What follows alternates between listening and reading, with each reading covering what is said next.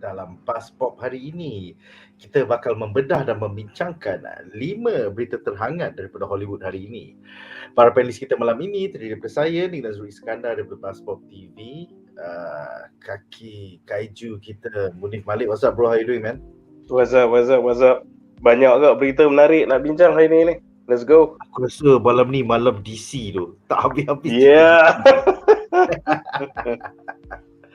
Dan seterusnya adalah Kaki komik kita. What's up Duan, how you doing man?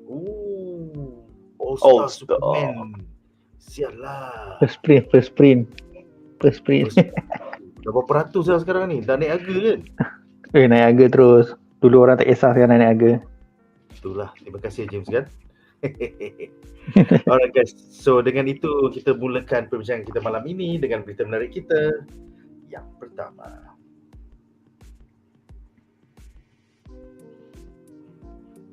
ada bunyi keluar tak? Tak ada bunyi. Tak ada keluar pun kau punya ni montaj. Berita menarik kita yang pertama.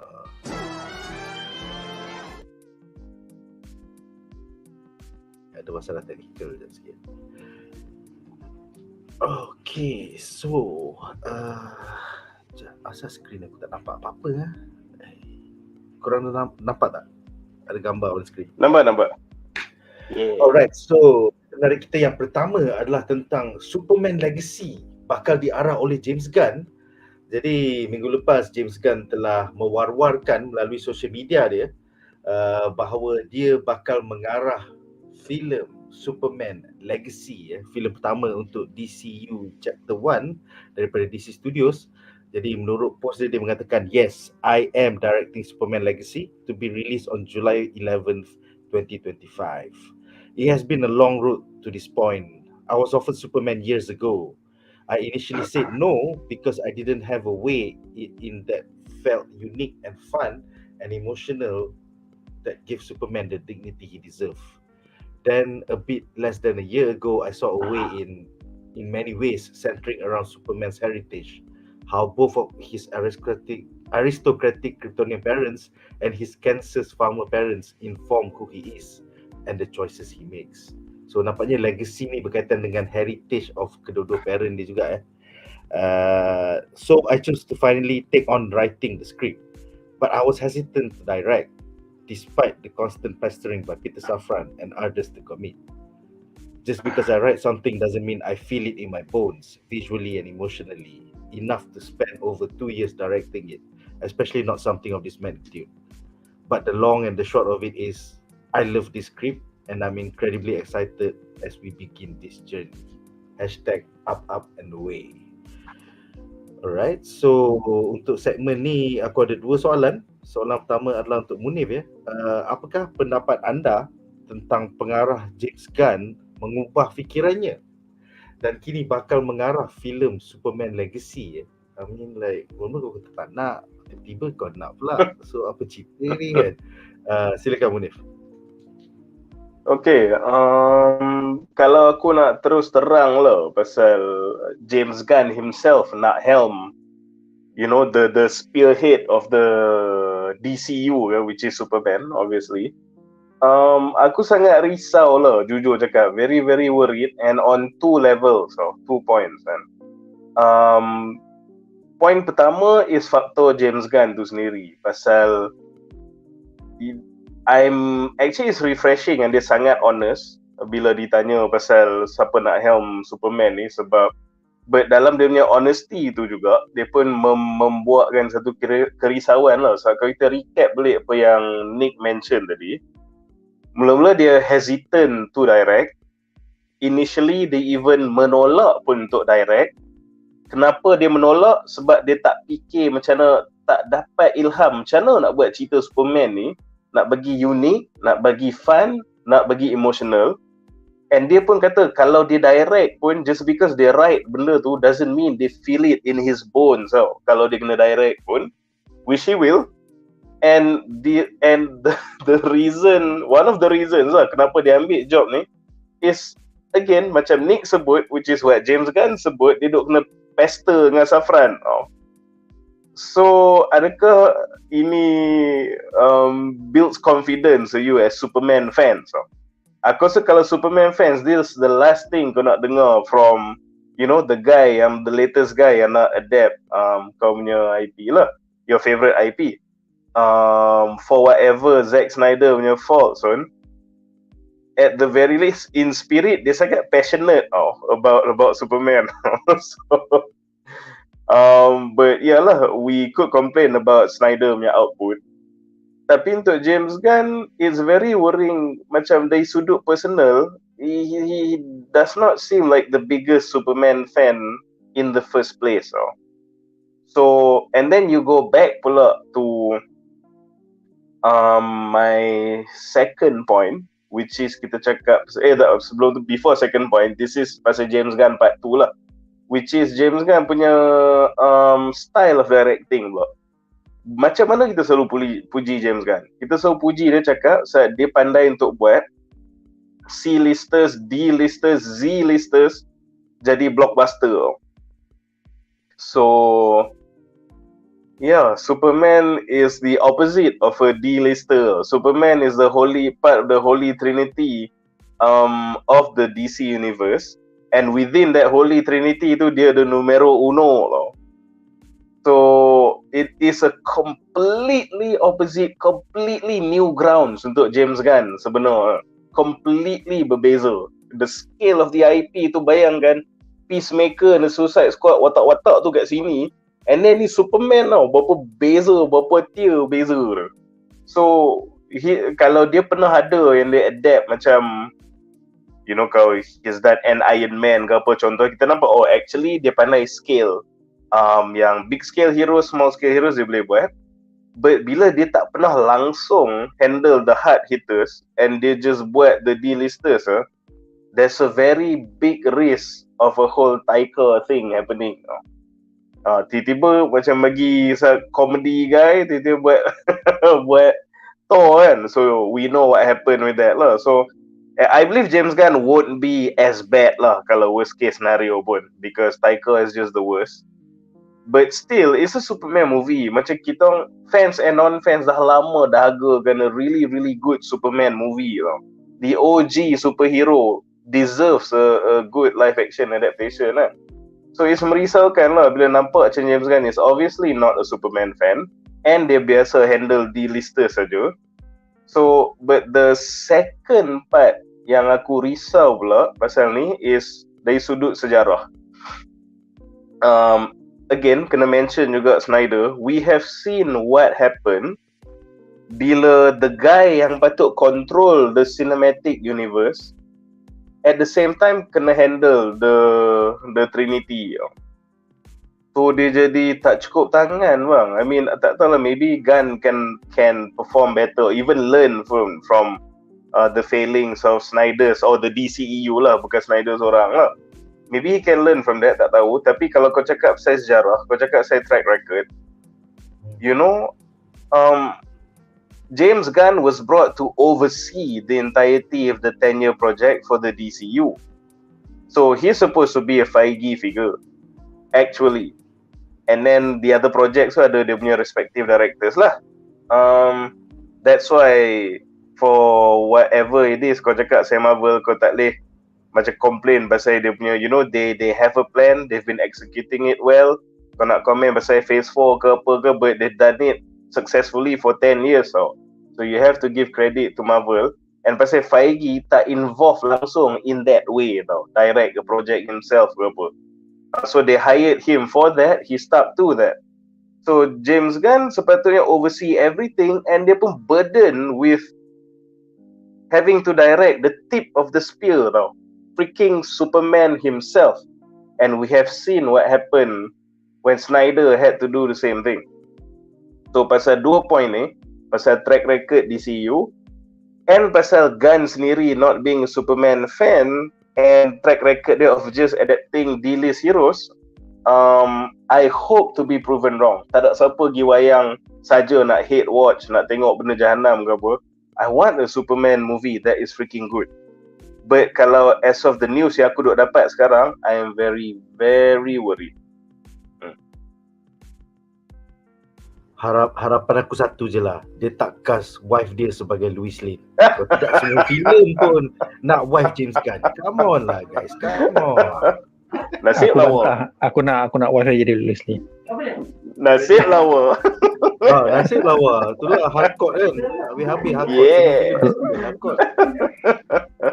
Alright, soalan seterusnya adalah tuduhan ya. Adakah anda risau bahawa vibe pengarah James Gunn yang agak komedik tidak secocok dengan sumber asal komik All Star Superman yang kau ada tu? So All Star Superman ni kan cerita macam sedih sikit, dia nak mati. So dia ada 12 isu je sebelum dia mati untuk tie up all the things dan selamatkan bumi. So boleh ke James Gunn buat ni? So apa pendapat kau? Itulah komik All Star Superman ni memang pasal spoiler lah. Dia memang sebab Superman tahu dia nak mati. Punca pun Lex Luthor lah. Lex Luthor sengaja bagi Superman pergi dekat matahari. Lepas tu dia kena radiation. So the radiation tu macam dah ubah dia punya DNA apa semua. So dia ada masa beberapa hari kot untuk hidup. So eventually dia akan matilah. So tapi cerita ni all 12 issue dia tak adalah setelah issue tu sedih je. Aku rasa kat ujung-ujung je lah kot. Masa 1 sampai berapa tu dia okey je. Dia banyak yang Superman kena buat. Dia kena beritahu kat Lois Lane. Rupanya tapi dalam All Star Superman ni Lois Lane tak tahu lagi yang Clark Kent tu Superman dalam komik lah. Dia memang lain lah. Dia buat lain sikit lah. So Jimmy Olsen, dia akan jumpa Jimmy Olsen. Ada satu isu dengan Jimmy Olsen, satu isu dengan Lois Lane. Lepas tu dia ada jumpa Bizarro, macam nak keluar pada Bizarro. Lepas tu dia ada masuk dalam penjara, nak jumpa Lex Luthor as Clark Kent lah. Lepas tu Lex Luthor tak tahu yang tu Superman kan. So cerita dia banyak lah sebelum dia nak mati tu lah, banyak benda dia buat lah. So vibe sedih dia tu tengah-tengah tu tak ada lah, mungkin hujung-hujung berada. So aku pun sebenarnya macam confused juga. James Gunn dia nama tajuk dia Superman Legacy, tapi dia memang dia bagi tahu terus dia akan adapt from Superman All Star, which is tajuk saya dah lain. Cuma aku rasa dia takkan ikut 100% daripada Superman All Star lah. Sebab kalau kau nak buat reboot Superman, cerita Superman, tapi first film kau pasal kematian Superman, aku rasa macam tak masuk akal lah. Biar aku tembak langsung. Biar aku tembak langsung. So aku rasa dia akan ambil jalan cerita pasal perjalanan Superman, macam mana dia bagi tulis yang ada Superman, lepas tu jumpa Yosel, lepas tu dia pergi Bizarro, lepas tu jumpa Lex Luthor, tapi tak ada pasal kematian dia lah, aku rasa lah. Macam tu lah. Lepas tu pula dia kata nak buat pasal Superman masa budak kan, masa remaja, macam origin jugalah, macam baru dapat power semua kan. Dalam All Star ni dia dah bukan, sebenarnya dia dah dewasa apa semua orang dah kenal dia lah. So aku rasa maybe dia kata dia based on All Star, tapi dia akan ambil sikit lah. Sebab the title itself different, di legacy daripada All Star kan. Cuma dia berani, dia kata dia tu letak gambar sebab dia sendiri letak gambar ni tau. Dia bukannya orang ambil letak, dia sendiri yang letak gambar ni. So maknanya memang dia akan adapt from this book. Cuma aku tak rasa dia akan cerita pasal kematian Superman lah. Jalan cerita dia mungkin dah ambil sikit, tapi mungkin akan berbeza daripada dia punya core tu pasal kematian Superman, tapi aku rasa itu yang dia tak akan buat. Diinspirasikan je lah. Yes, aku diinspirasikan saja. Sebab dalam All Star Superman ni banyak benda, banyak perkara berlaku. So aku pun kemungkinan mungkin ada Bizarro lah dalam ni. Sebabnya ada 2 isu pasal Bizarro saja tau. Dia pergi dekat Bizarro punya, aku tunjuk ada isu. Wah, gila lah. Kau ada 12 isu ke weh? Yes, Semua 12 isu. aku ada 12. Mahal sial, Iskandar naik harga. Ni aku dapat jackpot lah. Aku dapat jutawan lah. Dapat good price lah. So masa isu nombor 7 ni, dia Bizarro akan pergi dekat dunia, kat orang. Lepas tu Superman akan macam mana dia kena hantar Bizarro masuk kat dalam dunia dia balik lah. Sebab masa tu siapa pegang masa tu Bizarro macam ada virus tau. Kalau Bizarro ataupun ada makhluk pada tempat Bizarro lah, kalau pegang orang tu akan automatically jadi Bizarro, ataupun dia akan buat satu clone lagi untuk Bizarro. Kat sini. Sini. So masa tu Superman kena hantar balik diorang ke dalam dia punya alam dia balik lah. Lepas tu bila Superman dah hantar dekat dalam alam Bizarro punya dunia tu kat dalam core bumi lah. Superman tak ada power. Lepas tu Superman kena kena minta tolong Bizarro untuk terbang ke dia balik ke dunia dia balik lah. Gila. So lepas ni menarik sikit. Lepas tu pada dia dah sampai kat bumi balik, dia jumpa ni. Aku rasa ni akan menarik. Aku rasa mungkin watak ni akan ada. Ini watak ni, dua orang ni dia macam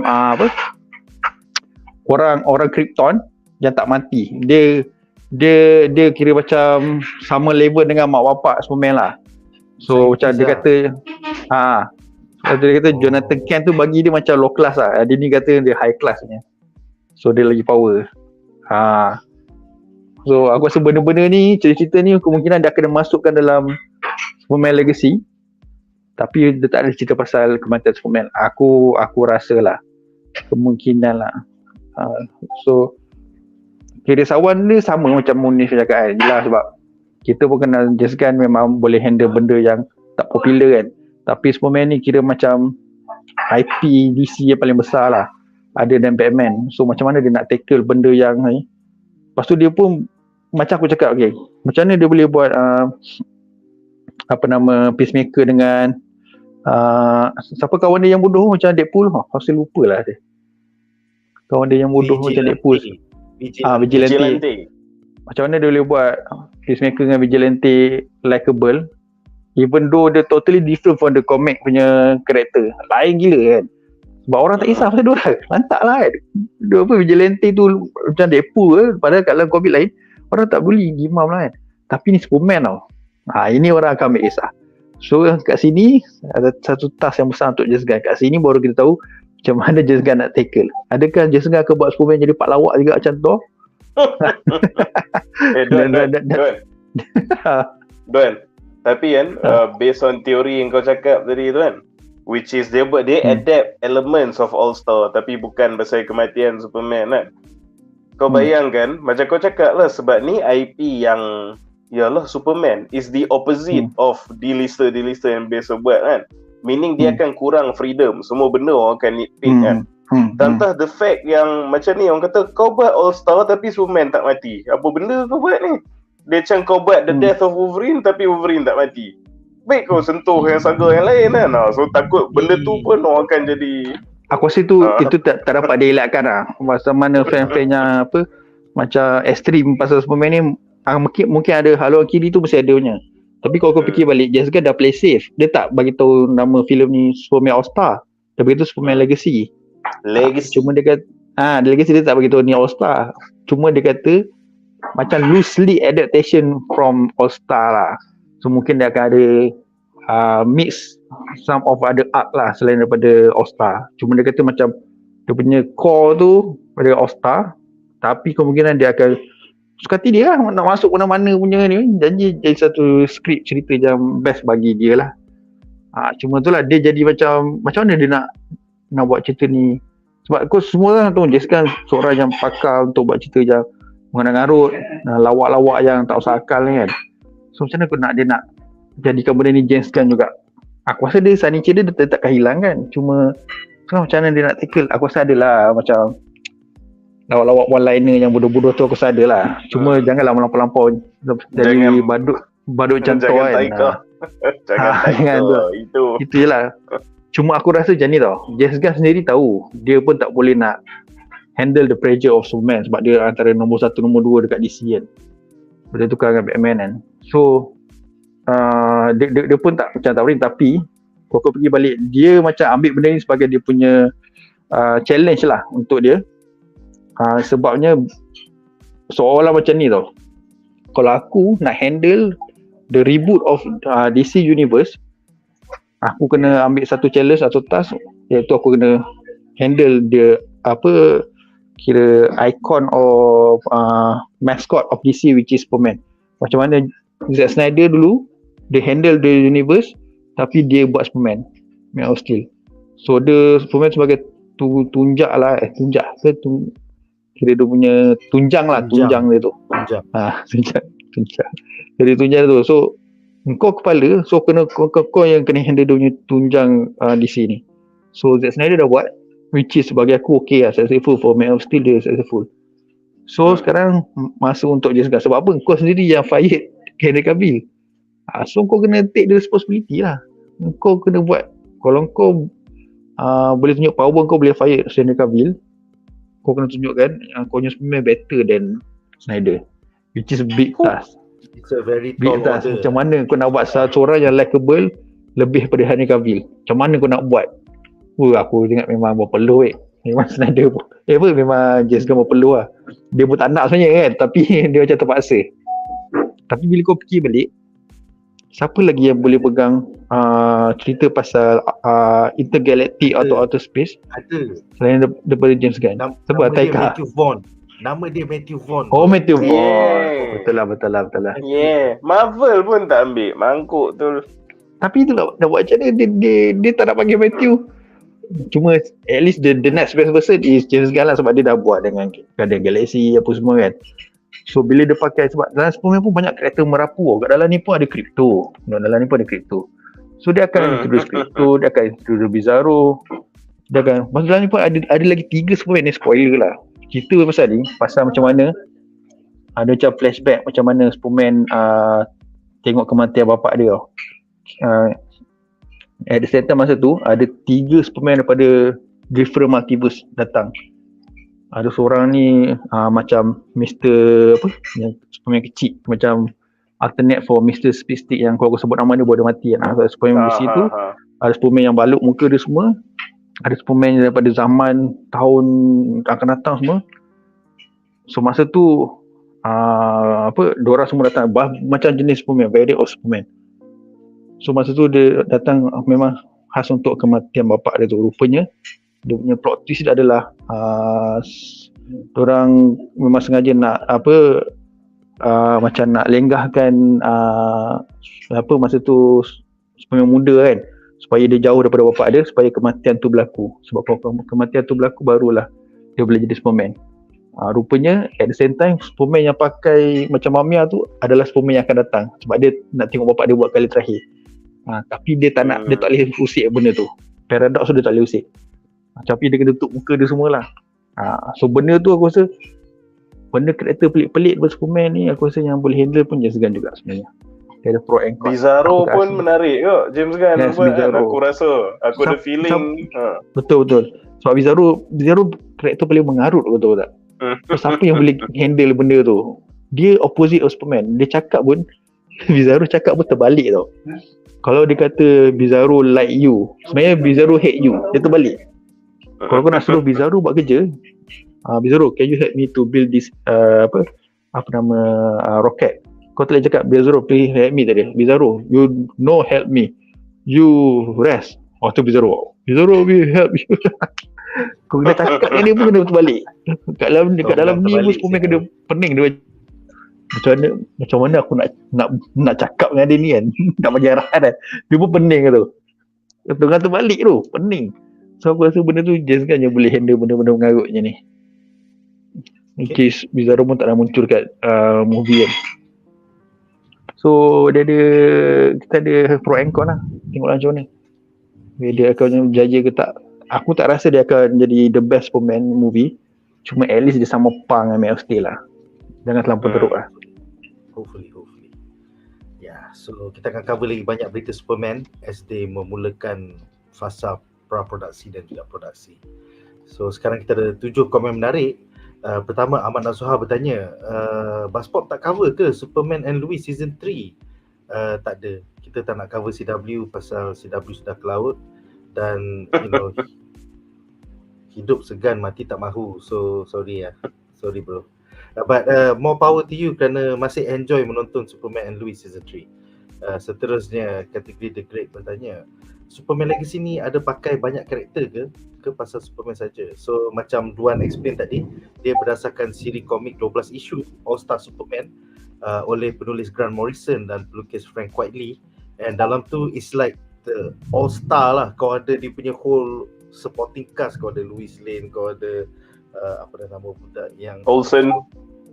Jimmy Olsen, and then kau ada Bizarro, kau ada Lex Luthor, so you get to see nearly everybody. Tapi spekulasi kami ia hanya diinspirasikan pasal dalam siri komik tu Superman mati. So takkanlah filem pertama Superman mati. Kita tak nak buat lagi macam BVS. So alright, seterusnya Muhammad Aiman bertanya, kemungkinan siapakah villain dalam cerita ini? Most likely it will be Lex Luthor, tapi macam Duan cakap tadi, kita akan ada Bizarro juga, maybe kita akan ada Brainiac. So ada banyak all star cast ya, kalau dia orang betul-betul adaptasikan Superman All Star. Kemudian last question on topic, betul ke James Gunn ni banyak menipu DC fans kat Twitter? Dia cakap lain tapi faktanya lain. Jawapannya, DC fans yang banyak menipu dekat Twitter pasal mereka semua palatau dan kebanyakannya adalah daripada kultus Snyder Cut. So masalah James Gunn ni, dia pergi layan, lepas tu dia jawab semua. Dia melayan. Kau adalah studio head, kau tak patut melayan. Kau tak pernah nampak Kevin Feige pergi layan orang maki-maki gaduh ke cik pasal Zsjl ke. Kevin Feige diam je. So kau kena ingat, kau sekarang adalah studio head kan. Kau jangan nak pergi menjawab Twitter hari-hari macam presiden sebelum ni, Presiden Amerika Syarikat. Alright, seterusnya semua adalah soalan off topic. Kita ada 3 soalan off topic. Muhammad Yasir bertanya, John Wick asyik keluar waktu Ramadan je ke? Jawapannya, Hollywood tak kisah bulan Ramadan ke tidak. Hollywood memang pilih bulan sebelum startnya sama, pasal dia tahu dia boleh buat duit masa ni. Lepas Oscar, sebelum sama ialah waktu yang kau ada chance untuk buat duit. That's why. Seterusnya Revenant bertanya, soalan menyimpang, ada tak panelis yang dah baca komik Berserker oleh Keanu Reeves?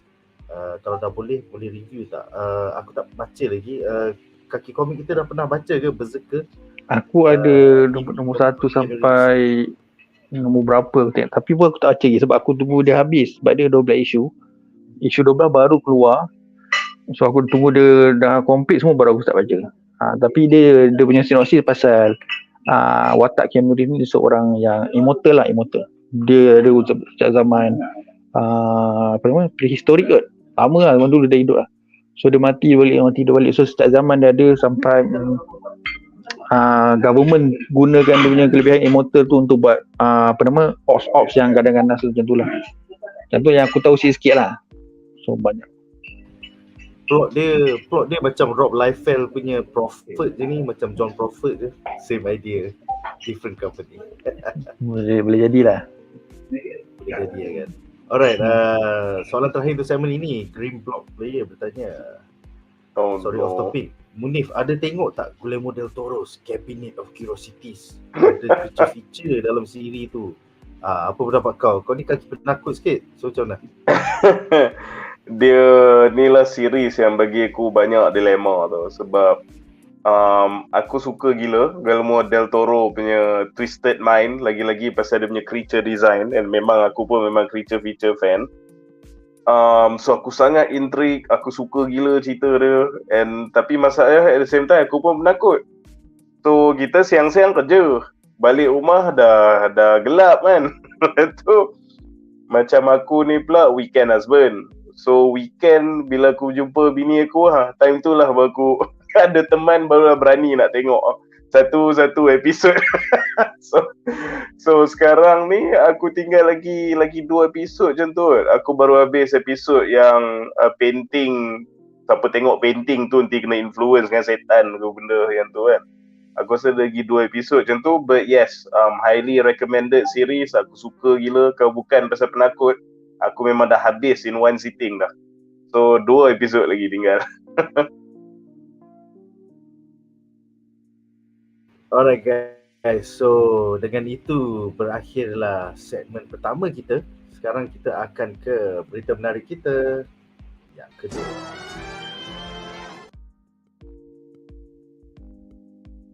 Alright, so berita menarik kita yang kedua adalah tentang Ben Affleck reject DC Studios.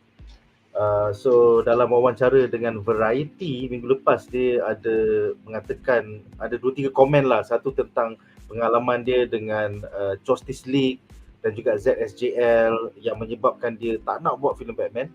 Kemudian seterusnya adalah dia betul-betul tak nak bekerjasama dengan James Gunn dan DC Studios. So aku akan bacakan 2 quotes. Quotes pertama adalah tentang Justice League ya. So dia mengatakan, I was going to direct a Batman film and Justice League made me go, I'm out. I never want to do any of this again. I'm not suited. That was the worst experience I've ever seen in a business which is full of some shitty experiences. It broke my heart and I started to drink too much. I was back at a hotel in London. It was either that or jump out the window. And I just thought, this isn't the life I want. My kids aren't here. I'm miserable. You want to go to work and find something interesting to hang on to rather than just wearing a rubber suit, and most of it you're just standing against the computer screen going, if this nuclear waste gets loose, well, that's fine. I don't condescend to that or put it down, but I got to a point where I found it creatively not satisfying. Also, just you're sweaty and exhausted, and I thought, I don't want to participate in this in any way, and I don't want to squander any more of my life, of which I have a limited amount. Wow. So sekarang akhirnya dia cakap ya kenapa dia tak direct Batman dan tak nak jadi Batman dah selama-lamanya. Kemudian ada lagi satu quote berkaitan dengan DCU Chapter 1. Dia mengatakan, I would not direct something for the James Gunn DC universe. Absolutely not. I have nothing against James Gunn. Nice guy. Sure, he's going to do a great job. I just wouldn't want to go in and direct in the way they're doing that. I'm not interested in that. Jadi, these are some macam dia tak berlapik langsung Memang Ben Affleck kasih cakap lepas So aku ada 2 soalan. Soalan pertama adalah untuk Munif apakah pendapat anda tentang pelakon Ben Affleck tawar hati dengan keseluruhan genre filem superhero sehingga dia menolak peluang untuk mengarah mahupun berlakon di dalam filem The Batman kerana pengalaman buruknya ketika sesi penggambaran Justice League serta Zack Snyder's Justice League. So, Okay. Funny thing is, in a way dia dah confirm benda yang kita pun dah agak for quite a while. Yang aku rasa he definitely did not enjoy the experience, especially creatively tau. So aku tahu banyak fans Zack Snyder or the DCEU in general fikir, oh tu lah macam mana dia pun boleh kehilangan Ben Affleck lah. Ben Affleck is our Batman lah benda semua. So apparently even Ben Affleck pun does not want to be your Batman. Memang dia sendiri yang tak nak. So macam mana Nick cakap lah. So here's the thing. Kita recap balik apa yang dia cakap tadi. Dia kata dia sampai nak terjun keluar tingkap. Dia kata dia rindu anak-anak dia, suit tu uncomfortable, dia sampai start minum, dia rasa dia tengah squander dia punya life, dia creatively dissatisfied, heartbroken, and dia kata dalam industri yang banyak gila shitty experience, this is the worst. Here's the weird thing. Ni teori Brazil aku. Macam Nick cakap dia cakap lepas kali ni. Memang dia bagi seketul apa semua kan. Tapi percaya tak beliau kata, the actual reason of dia punya dissatisfaction, that's the one thing yang dia tak cakap direct lah.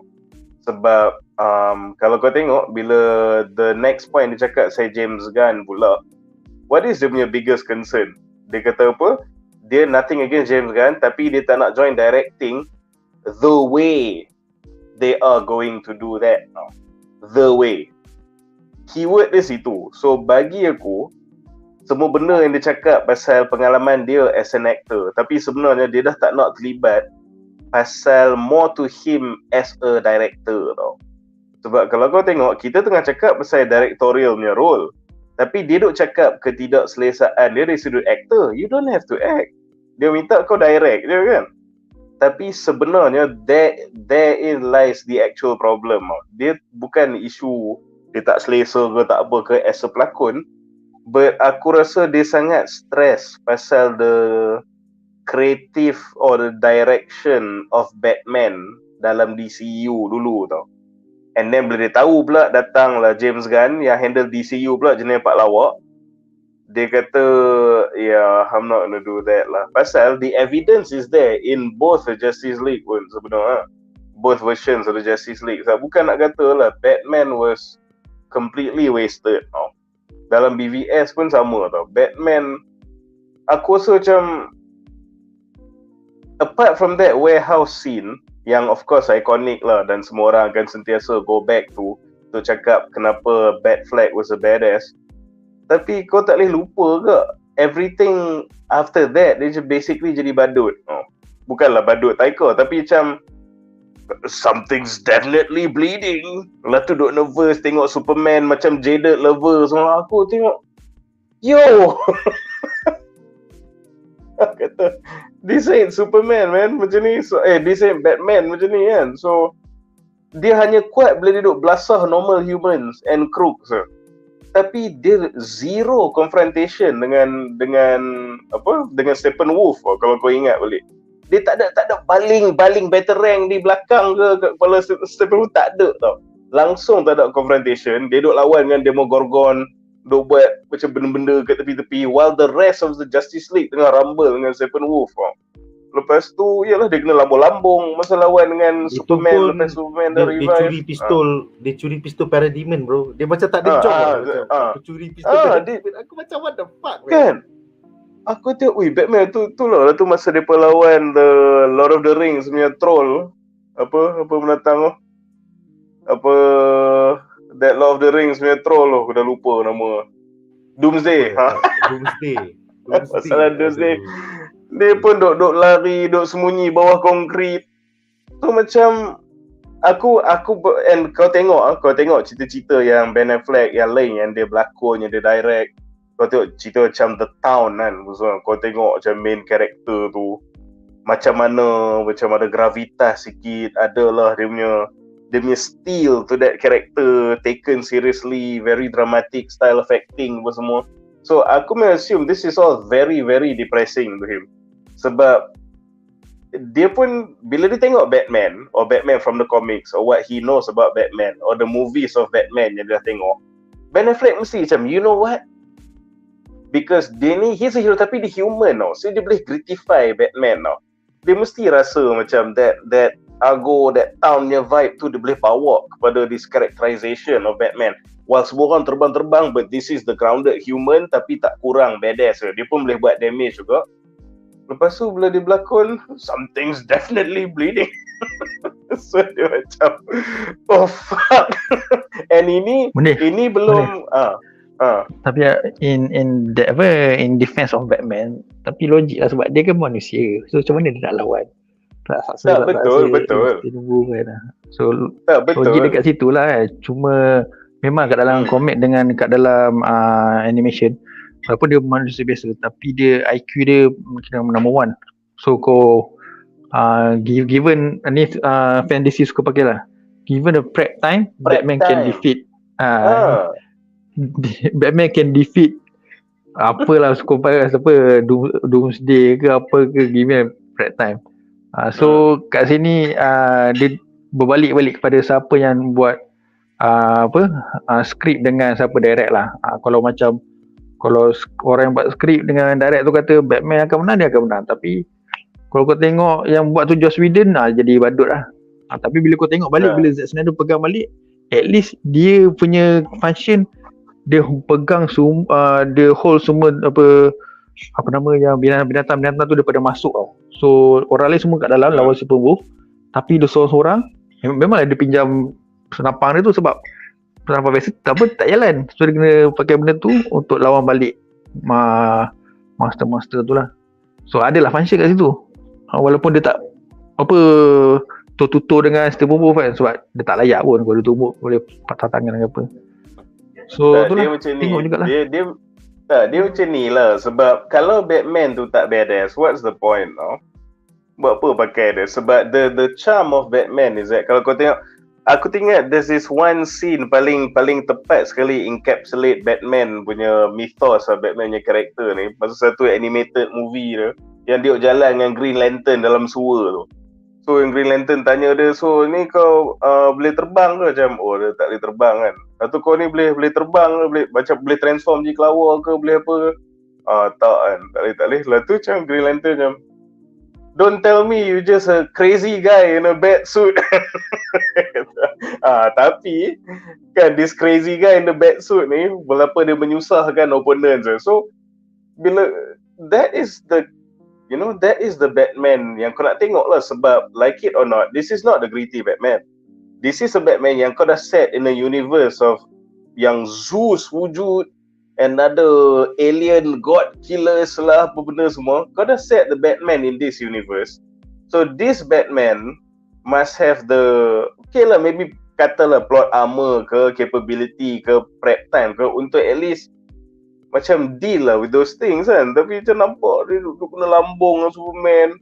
Lepas tu duduk buat quote lawak tu. Lepas tu macam dah nampak Superman jadi macam jaded lover, terjumpa ex dia lah, apa semua kan. So itu semua salah Whedon. Itu semua salah Whedon dia yang buat benda tu. Ya, tapi itu cakap. Sebab so in the end, bila kau tengok pula Affleck punya previous directorial things and dia punya body of work as an actor, this is the reason now. Dia tak, and the creative direction tu bukan pasal benda-benda yang dia duk complain tu is dia as an actor tau. Tapi tu cakap, walaupun dia cakap lepas, tapi the real reason tu dia still simpan sebenarnya. Dia just tak boleh terima the creative decision of this comic book movies. Lepas tu dah tahulah next pula yang this whole universe yang James Gunn akan pegang. Dia tengok pula James Gunn punya body of work, macam cukup lah tu. Aku tak nak kan. So bagi aku lah, ni teori Brazil lah. Semua benda yang dia cakap ni sebenarnya is still fasad tau. Dia cakap lepas, and benda tu memang betul, tapi dia fasad kepada hakikat yang dia just tak boleh terima the creative direction yang dia ambil, especially untuk Batman tau.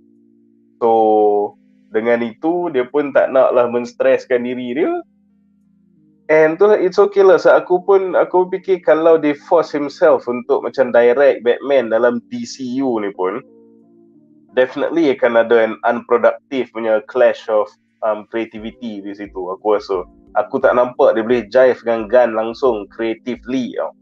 So this is for the best lah sebenarnya. Better cari orang yang sekepala yang boleh buat satu coherent universe together lah. This is the best for all parties tau. Ya, setuju. Walaupun fan nak macam mana pun, kalau Batfleck dah tak nak buat, kita nak buat macam mana tu? Kita tak boleh force dia tu. Daripada dia, benda ni tak kreatif untuk dia. Macam mana? Alright, soalan kedua untuk Duan ya. Apakah pendapat anda tentang keputusan Ben Affleck untuk menolak peluang mengarah filem Batman bagi DCU Chapter 1 yang dipelan oleh James Gunn dan Peter Safran di DC Studios? Silakan Duan. Sebelum tu memang officially memang James Gunn dengan Safran memang ada offer Ben Affleck ke, diorang just fan assumption je? Diorang jawab dekat Twitter je. Orang tanya, "Habis Ben Affleck akan datang balik ke?" So diorang macam jawab tweet orang tu je lah, macam tu je lah. Tak adalah official kontrak ke apa pun. Tak ada Jangan lah. nak melayan kat Twitter tu. Okay. So tak ada lah benda ni official, cuma orang tu tanya. Tapi yelah, siapa yang tanya tu pun bagi aku bodoh jugalah. Kau dah tahu dia daripada dulu ikutkan masa plan Snyder tu, dia memang yang jadi Batman, dia akan jadi direct Batman at that time.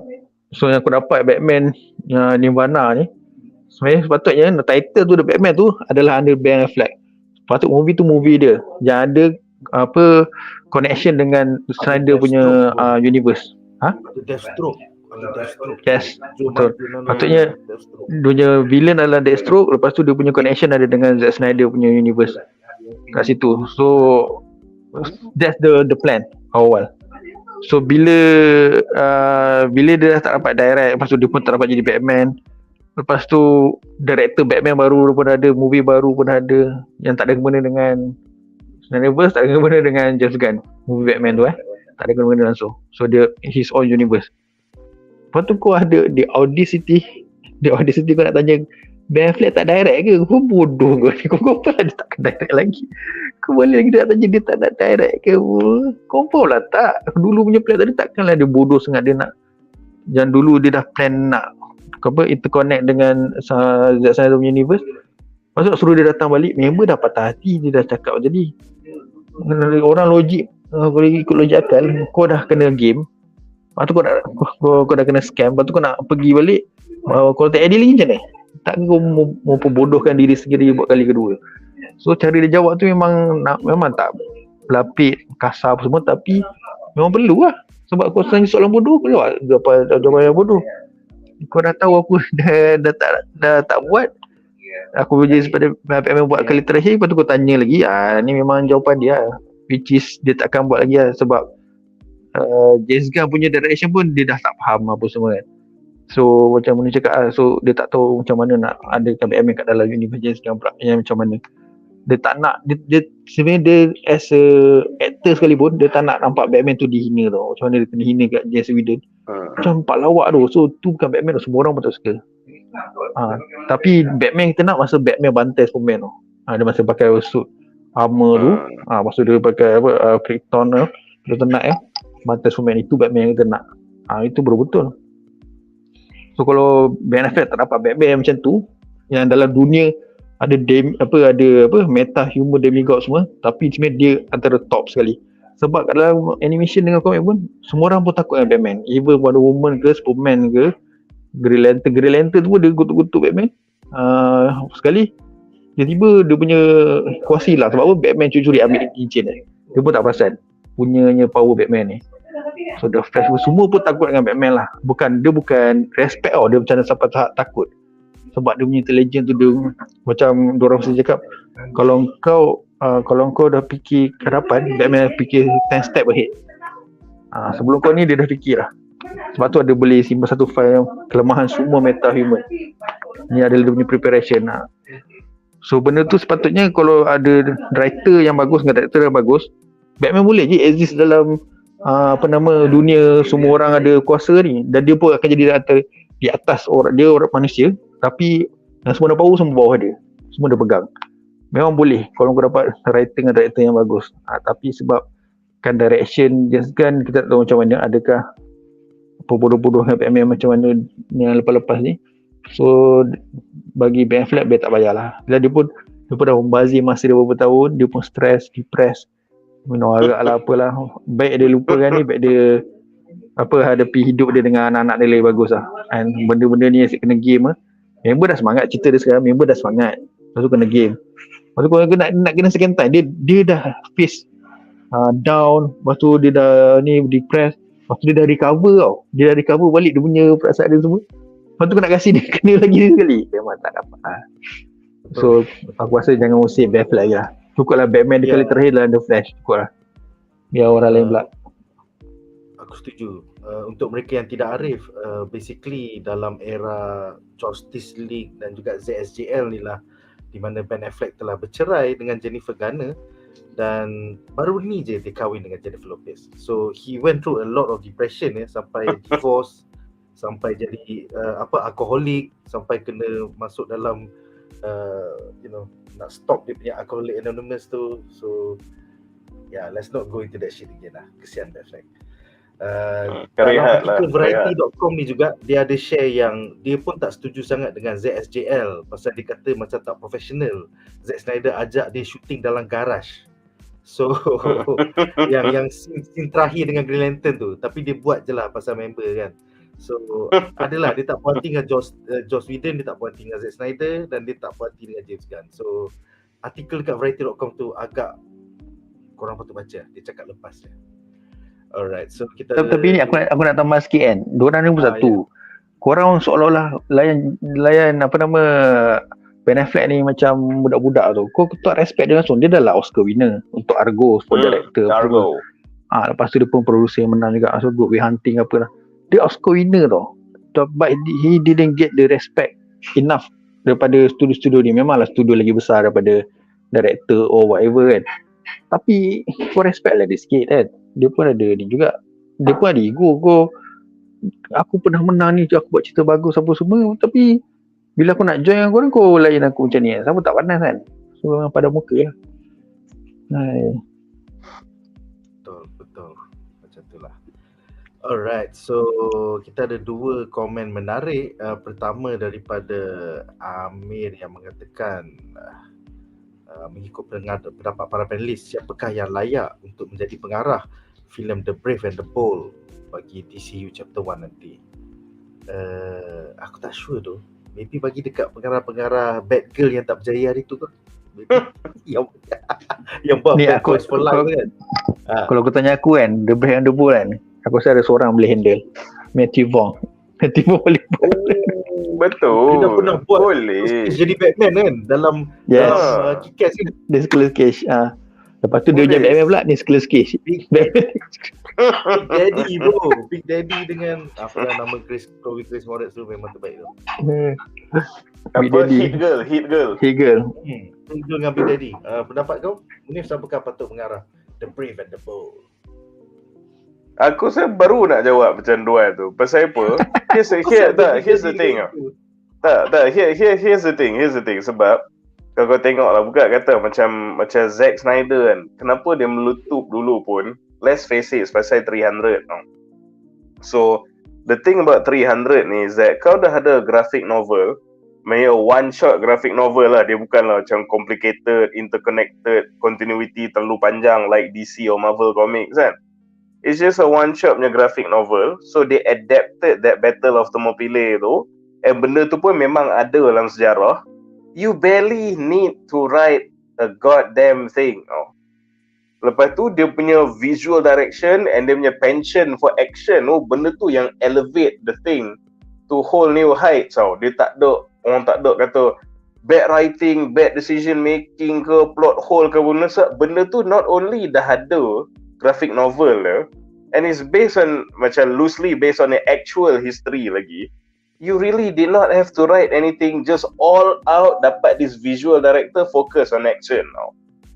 So untuk The Brave and the Bold ni pula, kau dah ada this one contained story about the Bat family, so it could work again. Kau just dapat dia lah director yang memang known for his visual prowess dengan dia punya action scene semua. Cerita dah ada, kau tak payah nak pening-pening nak write, focus on the action now. That way The Brave and the Bold could be a really really big hit now. So satu aku pun agree dengan Duan punya selection lah, sebab demo tu aku rasa dia boleh just focus on the action and let the story yang orang memang dah suka from the comic, just use that, but then gila babi kan visual. So that's it, it'll be a hit. And kalau kau suka cara Hit Girl mencarut dalam Kick-Ass, Damian Wayne lagi mencarut. Yeah. It's gonna be awesome, man. Yeah. Alright. Soalan terakhir untuk segmen ini adalah untuk Abang Duan kita. Who is the better Batman? Batfleck ke Bat Kitten? Oh, macam mana ni weh? Soalan ni mantap Asyik. Aku personally lah, semua orang kalau bayar aku, macam aku, Munif dengan Nick, aku rasa diorang akan jawab Bat Kitten lah, sebab that's our Batman from childhood kan, which is still badass. Aku pun yakin Bat Kitten akan lagi badass dalam The Flash. Tapi before that, aku lagi suka Batfleck sebabnya macam mana Munif cakap, the scene dalam warehouse tu yang buatkan this is Batman, badass, dia bantai semua orang kan, sebab dia dah level peak human level kan. So tu scene tu saja dah buatkan ni yang Batman aku. Lepas tu macam mana dia bantai Superman sampai Superman merayu, Martha apa semua, itulah Batman sebenarnya. Tapi itulah bila dia badutkan dalam Justice League tu, aku macam kecewa jugalah kan. Tapi aku still percaya kalau kita ada kat multiverse yang lain, dapat tengok movie Batfleck buat Batman, aku rasa memang puas hati lah. Which is kita tak dapat, kita dalam multiverse yang lain. So aku rasa kemungkinan kat dalam The Flash dia takkan jadi badass balik. Aku rasa fokusnya akan dekat Bat Kitten. Aku rasa Bat Kitten akan dethrone Batfleck. Dia akan dapat balik di title Batman. Betul, macam itulah. Alright guys, so dengan itu berakhirlah segmen kedua kita ni. Dan sekarang kita akan ke berita menarik kita yang ketiga.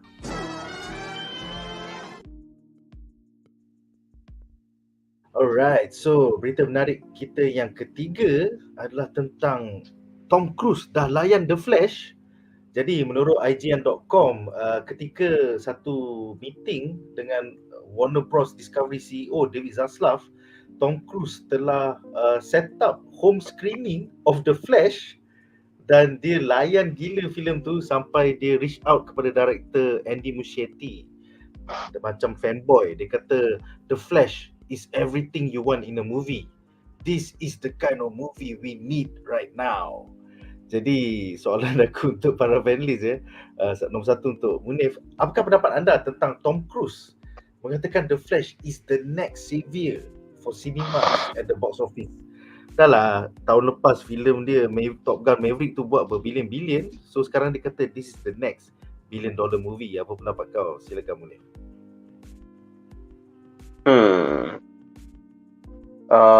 Mula-mula reaksi aku is terkejut. I did not even know Tom Cruise berminat dalam comic book movies. Tiba-tiba saya minta nak tengok early lah tu, tengok kat rumah dia pula tu lah benda semua kan. So that surprised me.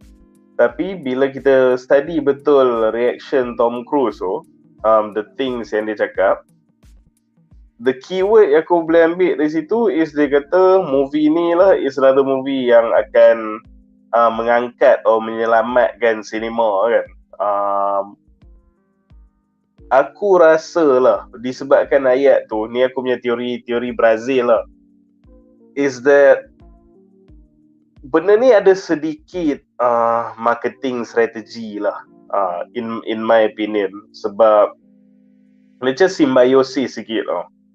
Kita tahu Mission Possible pun dah nak keluar, lepas tu The Flash pun dah nak keluar. And the other important factor, kalau kau ingat masa zaman COVID dulu, masa dia nak buat shooting, lepas tu ada orang tak ikut SOP tu, kantoi the audio recording yang Tom Cruise mengamuk gila babi tu pasal orang langgar SOP. And the sound orang tu, dia kata kita ni tengah nak mengangkat industri, nak selamatkan industri ni kan. Banyak orang peluang pekerjaan bergantung pada kita, banyak orang rezeki makanan semua bergantung pada kita. So masa Tom Cruise punya outburst during COVID tu pasal orang langgar SOP tu, that shows us that he's someone yang cares for the industry and berjuang untuk the industry. So kalau kau tengok dia komen pasal yang The Flash, dia cakap lah saya movie ni pun akan menyelamatkan sinema, the industry kan. So aku tak terkejut kalau dia macam ada negotiation lah at the back. So this is a marketing ploy untuk hype each other to buat apa yang Tom Cruise nak buat lah, which is he has always had this impression yang dia akan jadi the savior of cinema lah.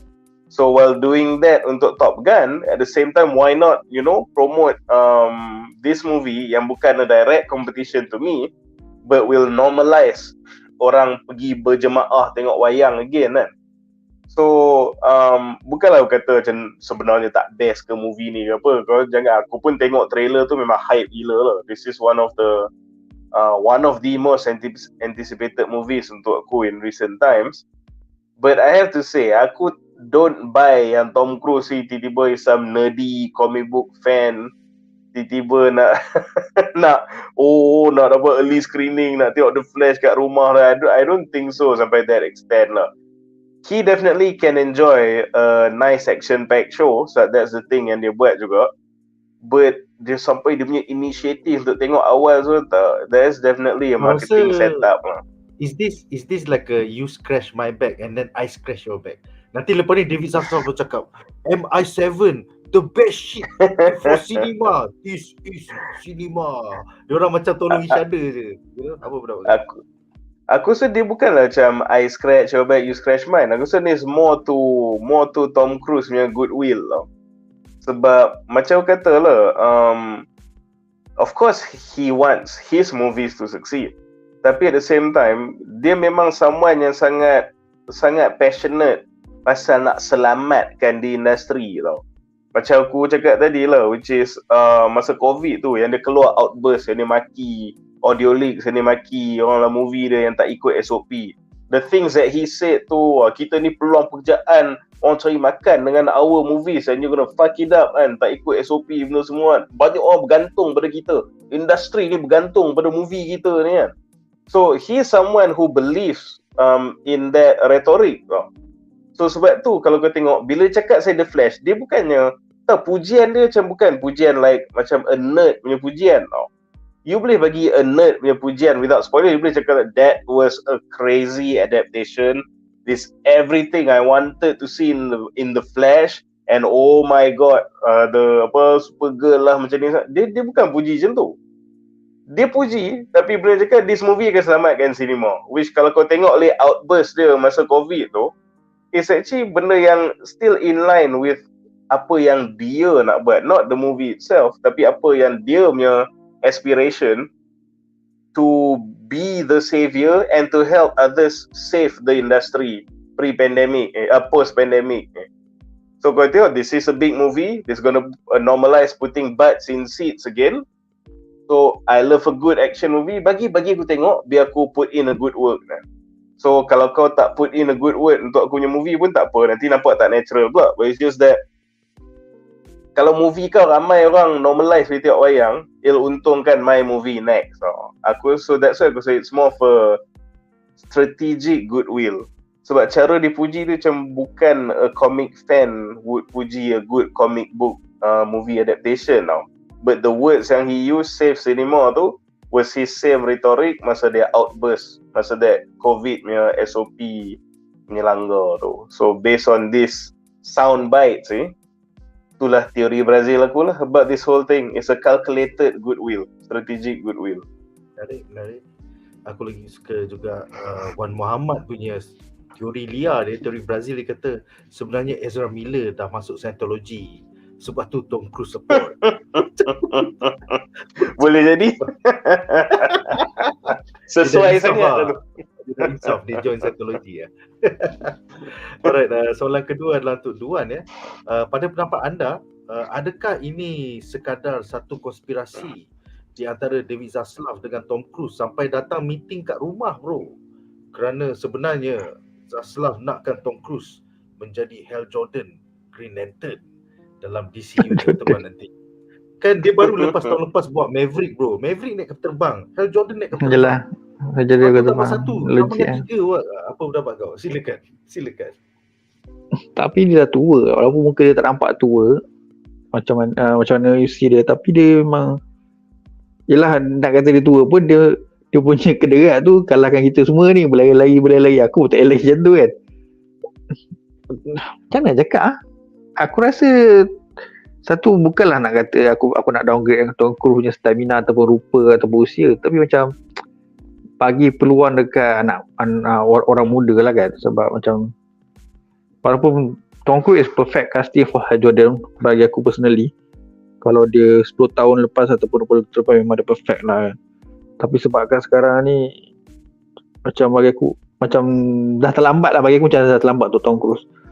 Tapi kalau kita sekarang nak dia juga untuk naikkan rating, aku rasa pun logik juga, boleh je jadikan dia Hal Jordan. Dia memang perfect for Hal Jordan sebab Top Gun apa semua, muka dia punya jawline apa semua memang perfect.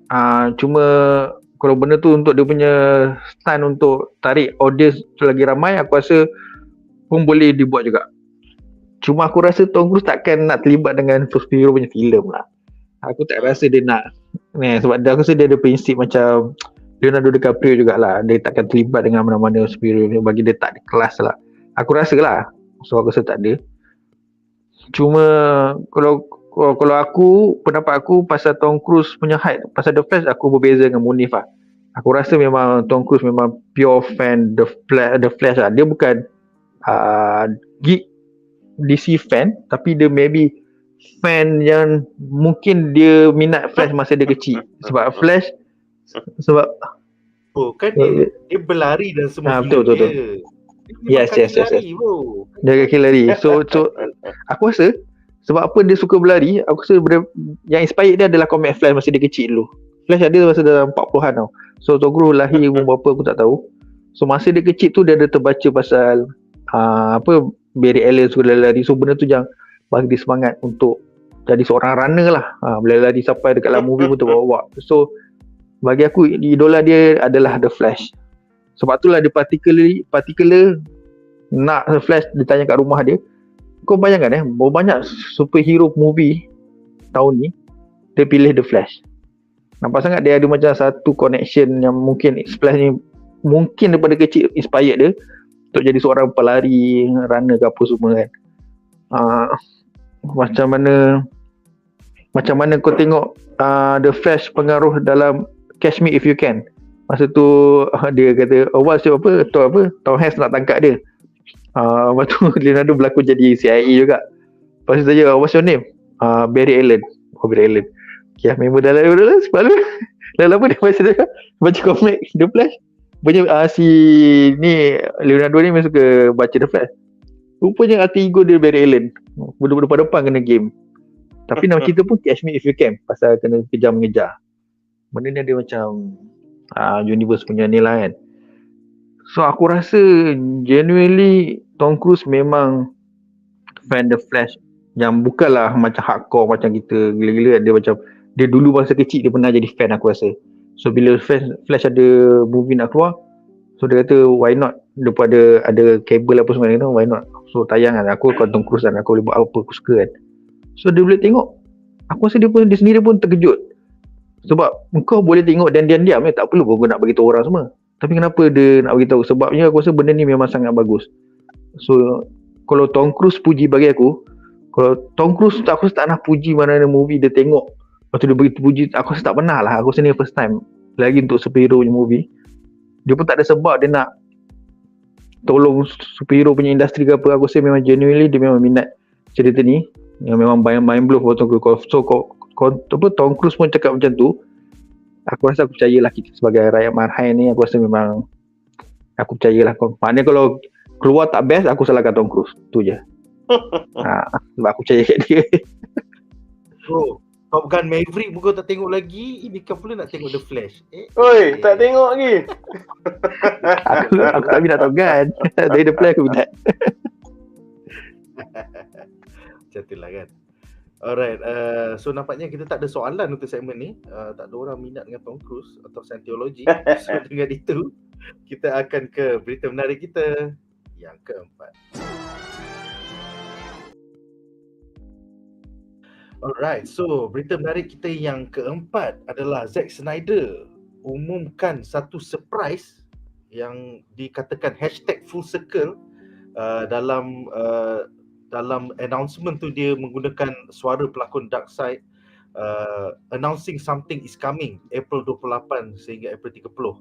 So jom kita tonton video tu sama-sama. Pendek je video dia, beberapa saat je.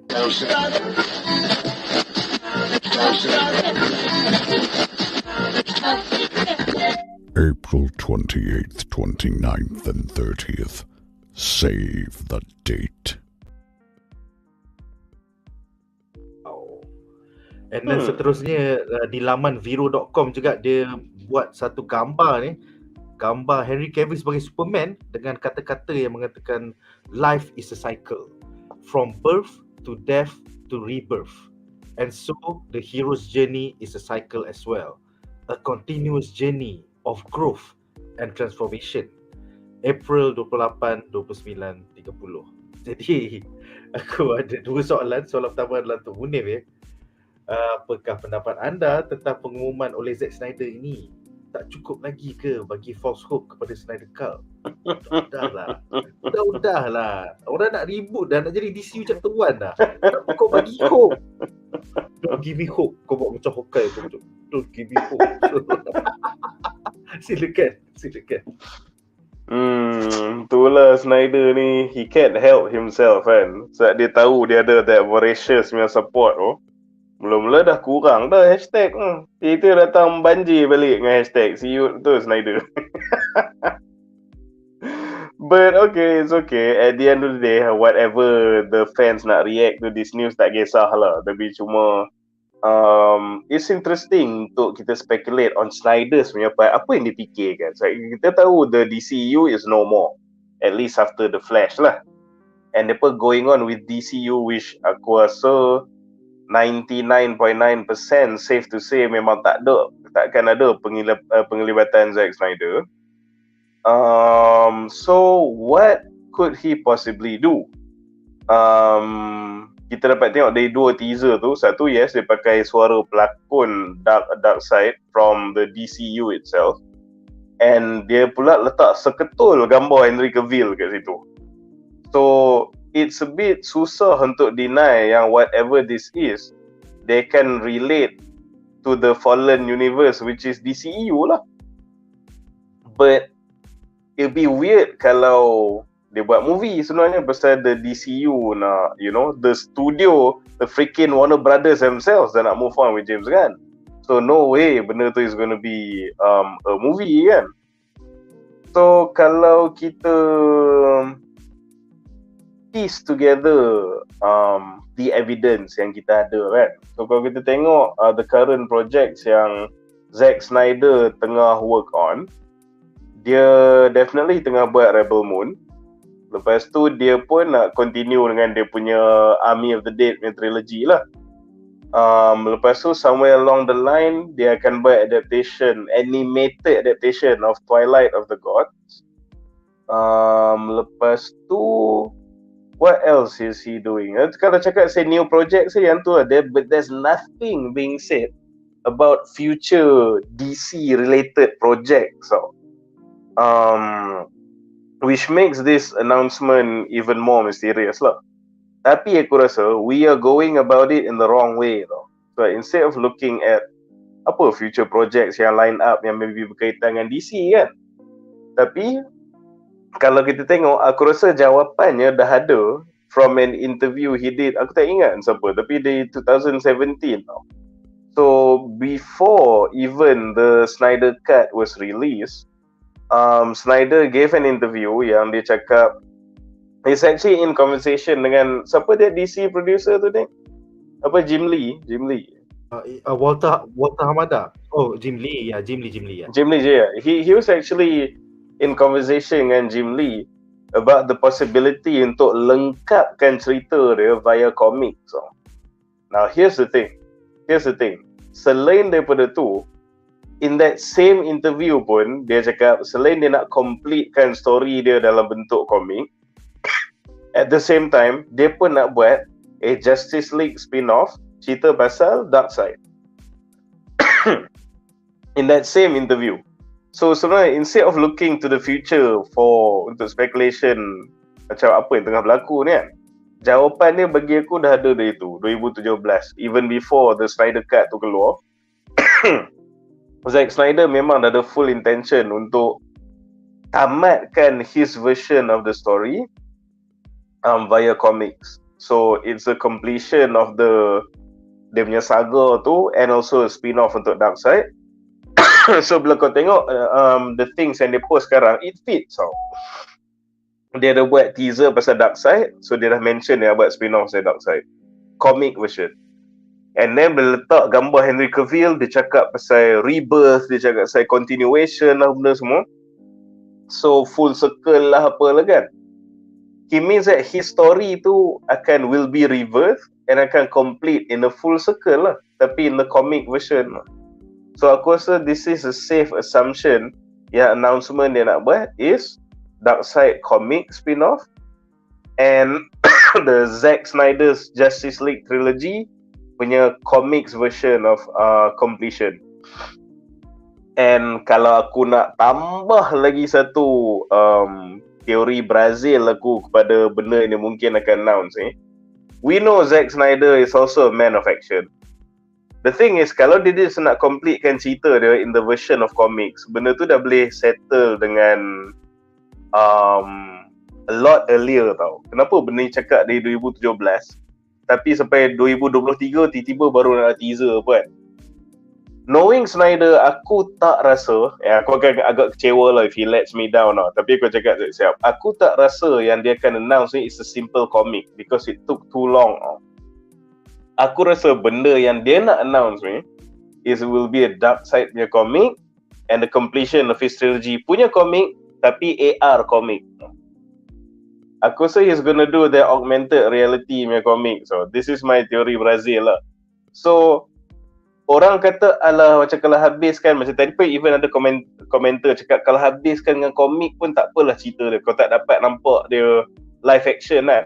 Aku rasa kenapa it took so long 2017 sampai tahun ni tiba-tiba baru dia buat teaser announcement, sebab dia nak bagi that compromise. So, yes, ini bukan movie, yes, ini bukan live action, yes, ini komik, tapi kalau dia augmented reality punya komik, lace dengan that trademark Snyder punya style kan, it could be something quite cool tau, maybe. So kau dapat that compromise kat itu.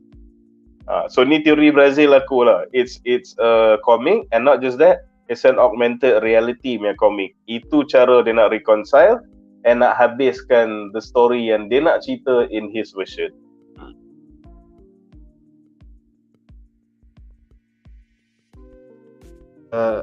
Agak sedih kita tak dapat tengok VC dia dalam versi live action, tapi at least kita akan dapat tengok VC dia conclude. Betul. I like that. Aku suka komik spekulasi tu. It's quite interesting, and memang dia dah drop banyak hints over the years. So never say never. April 28 hingga 30, tengok-tengok sebenarnya Zack Snyder nak jual Herbalife, dia nak buat MLM. Dia ajak orang. Aku takut apa tau, kalau the other theory, kalau kau tengok track record dia, selain pada DCEU ni, what other DC punya things yang dia involved with tau. He had an episode of Teen Titans Go tau. Tantah dia tease pasal Darkseid nak muncul dalam Teen Titans Go. Mana lupa korang ni. Announcement ni 3 hari bro. It's like a convention tau. Macam dia nak jual percutian 3 hari 2 malam di rumah Zack Snyder. Marilah, April 28 ke 30. Macam Airbnb pula kan. Alright, soalan seterusnya adalah untuk Duan ya. Pada pendapat anda, adakah ini sebenarnya bermaksud bahawa franchise Zack Snyder's Justice League bakal dibeli oleh Netflix seperti yang diwar-warkan oleh Snyder Cut selama ini, dan Netflix akan menyambungkan filem Zack Snyder Justice League 2 dan Zack Snyder Justice League 3. Apa pendapat kau Duan? Aku pun tak faham lah kenapa ni macam determine sangat nak kejar benda ni kan. Kau banyak lagi benda yang kau boleh buat kan. Kau pun ada terlibat dengan zombie punya universe kau sendiri kan. So kenapa kau macam masih lagi terperangkap dengan masa yang lalu kan. Kenapa kau tak move on apa semua. Dia macam dia punya perangai ni macam Vin Diesel lah kan? Tapi habis dengan dia punya Fast Furious kan. So dia tak boleh move on. So dia pun tak habis-habis dengan dia punya ni kan. Aku rasa sedih lah. Sebab sayang dia ni berbakat. So kau boleh je cari IP lain nak buat, naikkan nama kau balik semua kan. Tapi entahlah, tak tahu kenapa dia sangat sangat tak suka dengan benda ni kan. Cuma aku pun pelik juga, kalau benda ni dia nak buat satu, adakah jadi illegal? Adakah DC dan Warner Bros benarkan benda ni? Aku rasa tak, dia takkan benarkan untuk dia suka-suka dia nak buat satu episod ke satu ni ke. Kau ada DC Elseworlds, so dia kena countingkan dengan DC Elseworlds, bukan dengan James Gunn dengan Peter Safran. Dia kena cakap dengan Michael Di Luca dan Pamela Abdi kalau nak buat anything DC Elseworlds. Maknanya dia ada cara lah. Maknanya DCEU, anything berkaitan DCEU, dia memang tak boleh use it. Maknanya dia akan kena orang above them lah. Maknanya dekat Warner Bros kata kadang-kadang ada fund satu lagi macam aku cakap S1. Kalau macam tu maknanya dia somehow dia akan work it out. Kalau macam tu aku macam satu aku tabik jugalah kan. Salute lah sebab kau boleh somehow kau boleh manipulate benda ni, sebab benda ni kan ada law semua kan. Tapi kau boleh tarik pull string, make it happen. At the same time sedih juga kau still tak move on benda ni. Kau nak juga buat benda ni kan. Ada. Tapi itulah kalau dia boleh buat, kalau dia nak puaskan hati dia, ataupun aku rasa dia macam dia tak ada job lah, dia tak ada duit. So benda ni yang boleh bagi paling duit. viral, paling viral ni. Satu lagi dia pun pandai. Dia tunggu apa-apa Shazam keluar, dia Flash nak keluar, dia bagi balik hangat. Pandai tengah-tengah, dia pandai pilih. So aku rasa dia memang seorang yang pandai. Aku rasa betul lah, bila jadi dia akan somehow dia akan make it work. Idea dia akan bincang dengan siapa, Lepas tu kalau dia dapat jual kat Netflix ke apa. Satu lagi outcome dia apa tau? Saya silap. Dia boleh buat suka hati dia. Memang tak ada guna dengan Jessica punya. Tapi dia sambung balik apa dia nak buat semua dulu. Sebab dah tak ada guna kan. As-work ke apa lancau semua. Sekali better than Jessica. Oh itu jam. Memang Snyder Cut semua memang mendabik dada kan. Itu jam aku ingat Nick dengan Munif pun dah jual Snyder Cut lah. Pakai hoodie kan. Hashtag. Itu outcome yang sangat apa kata 360 lah atau LYT memang. Itu memang Jessica tu memang malu gila lah. So bahaya tau. So sebelum benda tu berlaku, Jessica dengan Peter Safran kena do something, kena potong terus. Jangan bagi dia peluang. Kalau dia macam pandang rendah kan, biar nak buat apa kan, dia memekak kan. Sekali dia buat lagi best, aku tak tahu nak cakap apa. Sebab korang tak boleh pandang rendah Zack Snyder. Dia pernah buat cerita yang best tau. Bagi aku dia buat K100 dengan Watchmen tu sangat best. Kau jangan pandang rendah kat dia. Sakepan boleh lah, not bad lah. Boleh lah. Okay lah. Visually. Batman visually memang cantik lah. Batman Superman pun bagi aku best. Cuma ada part-part yang tak jadi kan. Tapi ada part yang memang best. Part Doomsday memang tak best lah. Tapi ada part yang best. So kau tak boleh pada rendah kat Zack Snyder ni. Kalau dia memang orang gila tak betul lah apa semua, memang tak best apa semua kan, kau gelak-gelakkan dia, takkan sampai dia ada cut dia sendiri. Yang sekarang pun tak ada cut dia sendiri tau. Tapi dia ada. So kau tak boleh pandang rendah dengan Zack Snyder ni. So kalau aku jadi Jessica, aku dah pandang bontot lah sebenarnya kan. Dia ni aku elok, aku dah nak aku jadi ni, kau pula endorse Darkseid apa benda. Aduh. Bagi aku macam satu ancaman lah. Sebab kau reboot, kau nak buat balik. Tapi dia tak payah reboot lah. Dia sambung je tau. Dia cerita. Dah ada Darkseid punya suara tu. Dia sambung. Kau dah pecah Henry Cavill. Dia panggil balik Henry Cavill. Dia panggil balik Batfleck. Kau faham tak? Silap boleh jadi juga. Kita tak tahu. So kalau kau tak nak dimalukan oleh Zack Snyder, aku rasa baik kau potong dia sebelum dia buat apa-apa. Kalau kau benarkan, kau pandang rendah kat dia, aku boleh cakap dua. Sama dia tak jadi ataupun dia jadi. Kalau jadi memang Jessica dengan Endgame memang malu lah. Lepas tu Netflix happy lah. Netflix akan berjaya lah. Macam kita Netflix berjaya balik. Korang tak nak support VC Snyder. Netflix home of Snyder. Dia boleh buat iklan better than HBO Netflix pun dah desperate. Tak ada IP kan. Dapat Snyder bersorak dia. Betul lah kan. Alright, so kita ada 4 komen menarik untuk segmen ini. Satu adalah teori yang DCU akan dijual ke Netflix. Kita tak tahu, ini sekadar spekulasi netizen ya. Setakat ini kita sekadar joking-joking je. Sama-sama kita nantikan 28 hingga 30 hari bulan April.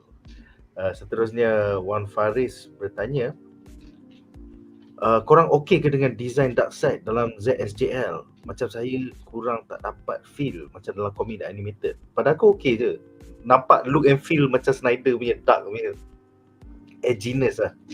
And sebenarnya aku nak tengok lagi banyak Hercules dengan Zeus lawan dengan Darkseid ni. Aku suka yang babak dia orang masa zaman dulu tu. Aku macam bagilah lagi panjang kot. A whole movie about that, I will watch it man. Kan? Macam tu lah baru Hercules, bukan yang macam versi Marvel yang ni kalau kau nak tengok lebih banyak Hercules, kau boleh tengok Love and Thunder. Tu ada lagi banyak Hercules.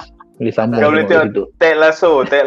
Tapi betul lah. Itu baru betul Hercules tu. Badak besar apa semua. Dia Hercules ke Zeus? Bukan Zeus ke yang besar semua tu? Aku rasa Zeus kot. Zeus kan ada dia dia ayah dengan anak. So yalah. Maybe ada Hercules aku tak pasal lah. Tapi aku rasa tu lebih kepada Zeus lah. Macam itu pun baru betul Zeus tu. Tak mana-mana pelakon tu badan apa bodybuilder. Sado. Jadi Zeus kau jenis mabuk, bukan aku nak kutuk rasa crow ke apa kan, tapi tapi aja ada kau sia jadi badut jugalah.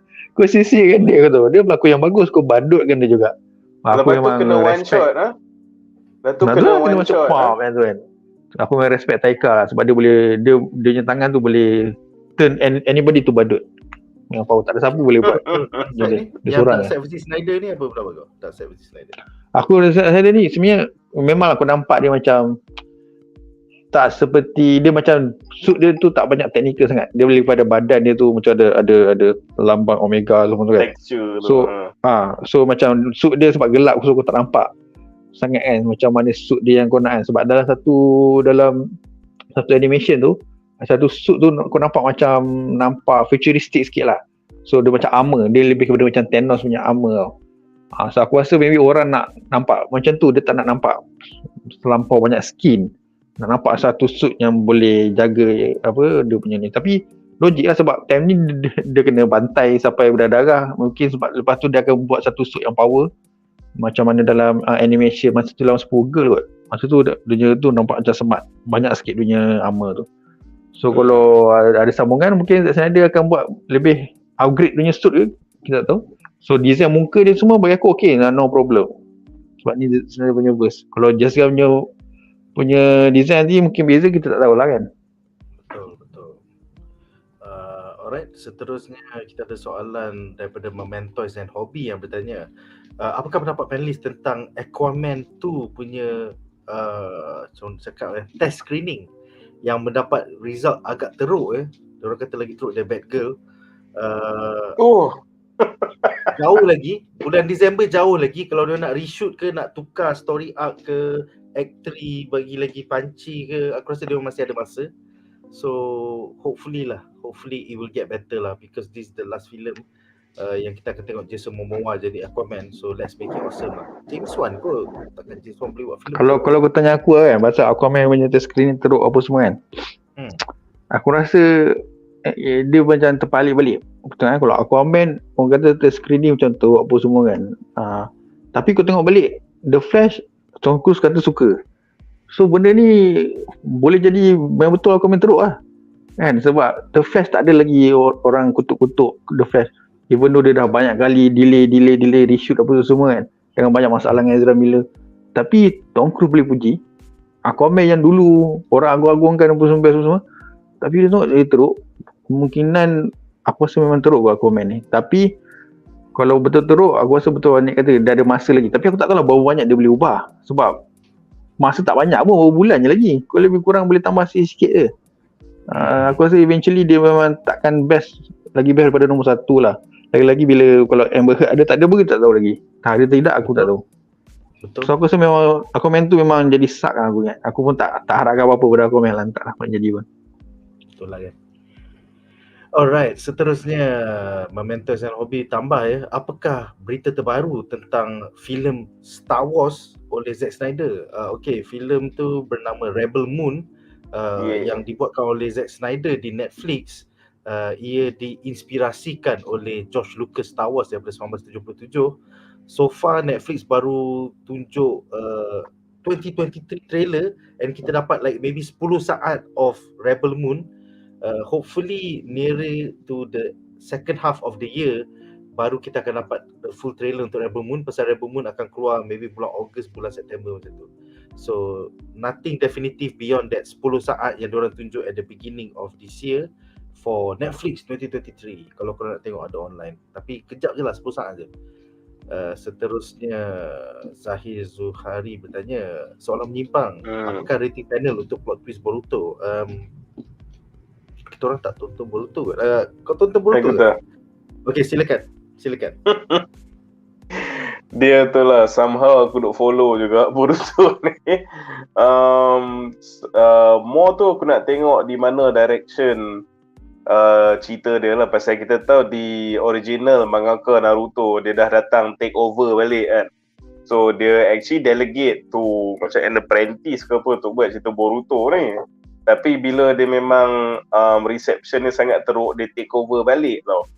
Lepas tu aku rasa ni maybe one of benda dia nak buat untuk spice up the story lah. Untuk panelists yang tak tahu what happened is that Boruto ni anak Naruto tu, dia take in this outcast Kawaki ni, pasal dia tengah being hunted by the bad guys lah apa semua. Tapi tiba-tiba satu karakter ni dia buat macam Franklin Richards level punya reality warping lah. Tiba-tiba jadinya Naruto yang jadi Boruto yang jadi the outsider Kawaki tu yang jadi part of the village. And apparently Boruto ni dikatakan dah bunuh bapak dia sendiri, Naruto. So dia macam senang cerita reality warp and the roles between the two main characters tu tertukar lah. So tu yang kalau kau tengok kat Facebook dengan kat page-page manga, anime semua memang tengah viral lah pasal ni. Tapi kalau kau tanya aku punya rating, I am not a big fan of this twist. Memang dia shock value, betul, terkejut lah apa semua. Tapi I'm not a fan pasal one of the things yang aku tak suka pasal series Boruto lately ni, macam power dia je ni, korek-korek buntut. Power. Power. Sebab kalau kau pergi balik ke original Naruto, dia cakap pasal chakra, dia cakap managing chakra level, dia cakap pasal betapa untuk absorb natural energy. Lepas tu dia ada strategi, ability ni, weakness dia apa semua, dia very tactical tau, dia battle. Tapi sekarang macam the Ada kan, yang karakter yang dia pergi buat reality warping ni, dia ni dah lah macam cyborg. Lepas tu tiba cyborg, dia ada ability untuk semua orang akan fall in love dengan dia tau. So lelaki, perempuan semua macam powerless untuk lawan dia. Tapi dia tak explain dia pakai hormon ke, dia pakai apa, tak ada. Dia just power dia OP gila. Lepas tu at the same time, dah lah dia boleh buat semua orang jatuh cinta dengan dia. At the same time, dia boleh dengar the thoughts of everyone dekat planet ni. Pun tak explain kenapa. Lepas tu last sekali yang latest ni, dia boleh rewrite reality. So aku macam bye-bye. Aku personally sangat tak suka pasal mereka tak explain ability dia, and setiap ability tu terlalu overpowered. Kau tahu macam kalau kau suka melukis masa sekolah kan, kau lukis watak kau, ni aku punya original character. Lepas tu ada orang lain komen, karakter aku dia tak boleh mati. Lepas tu karakter aku tak boleh mati kali 100. So macam dia punya antagonis tu sekarang macam tu tau. Aku tak puas hati sangat. Dia tu OP tapi dia tak explain. At least contoh kalau kita compare dengan Marvel macam Franklin Richards kan. Franklin Richards OP kan. So iyalah dia anak pada half of the Fantastic Four yang memang dah irradiated dengan cosmic energy, dapat power. Dapat pula anak daripada parents kau yang irradiated by cosmic energy, and kau pula mutant tau. So memang Franklin Richards tu jadi OP, tapi macam kita nampaklah kenapa yang ni macam dah lah ni cerita pasal ninja, lepas tu tiba kau robot, fine, lepas tu tiba semua orang jatuh hati dengan kau boleh baca suara semua orang dalam dunia ni, lepas tu kau rewrite reality. Macam apa ni? At least explain lah sikit. So macam tu memang seronok buat cerita. So I'm not a fan of that style of writing. Memang shocking, aku admit, but aku tak suka the writing lah. Itulah. Semoga terjawab soalan kau tadi, bro.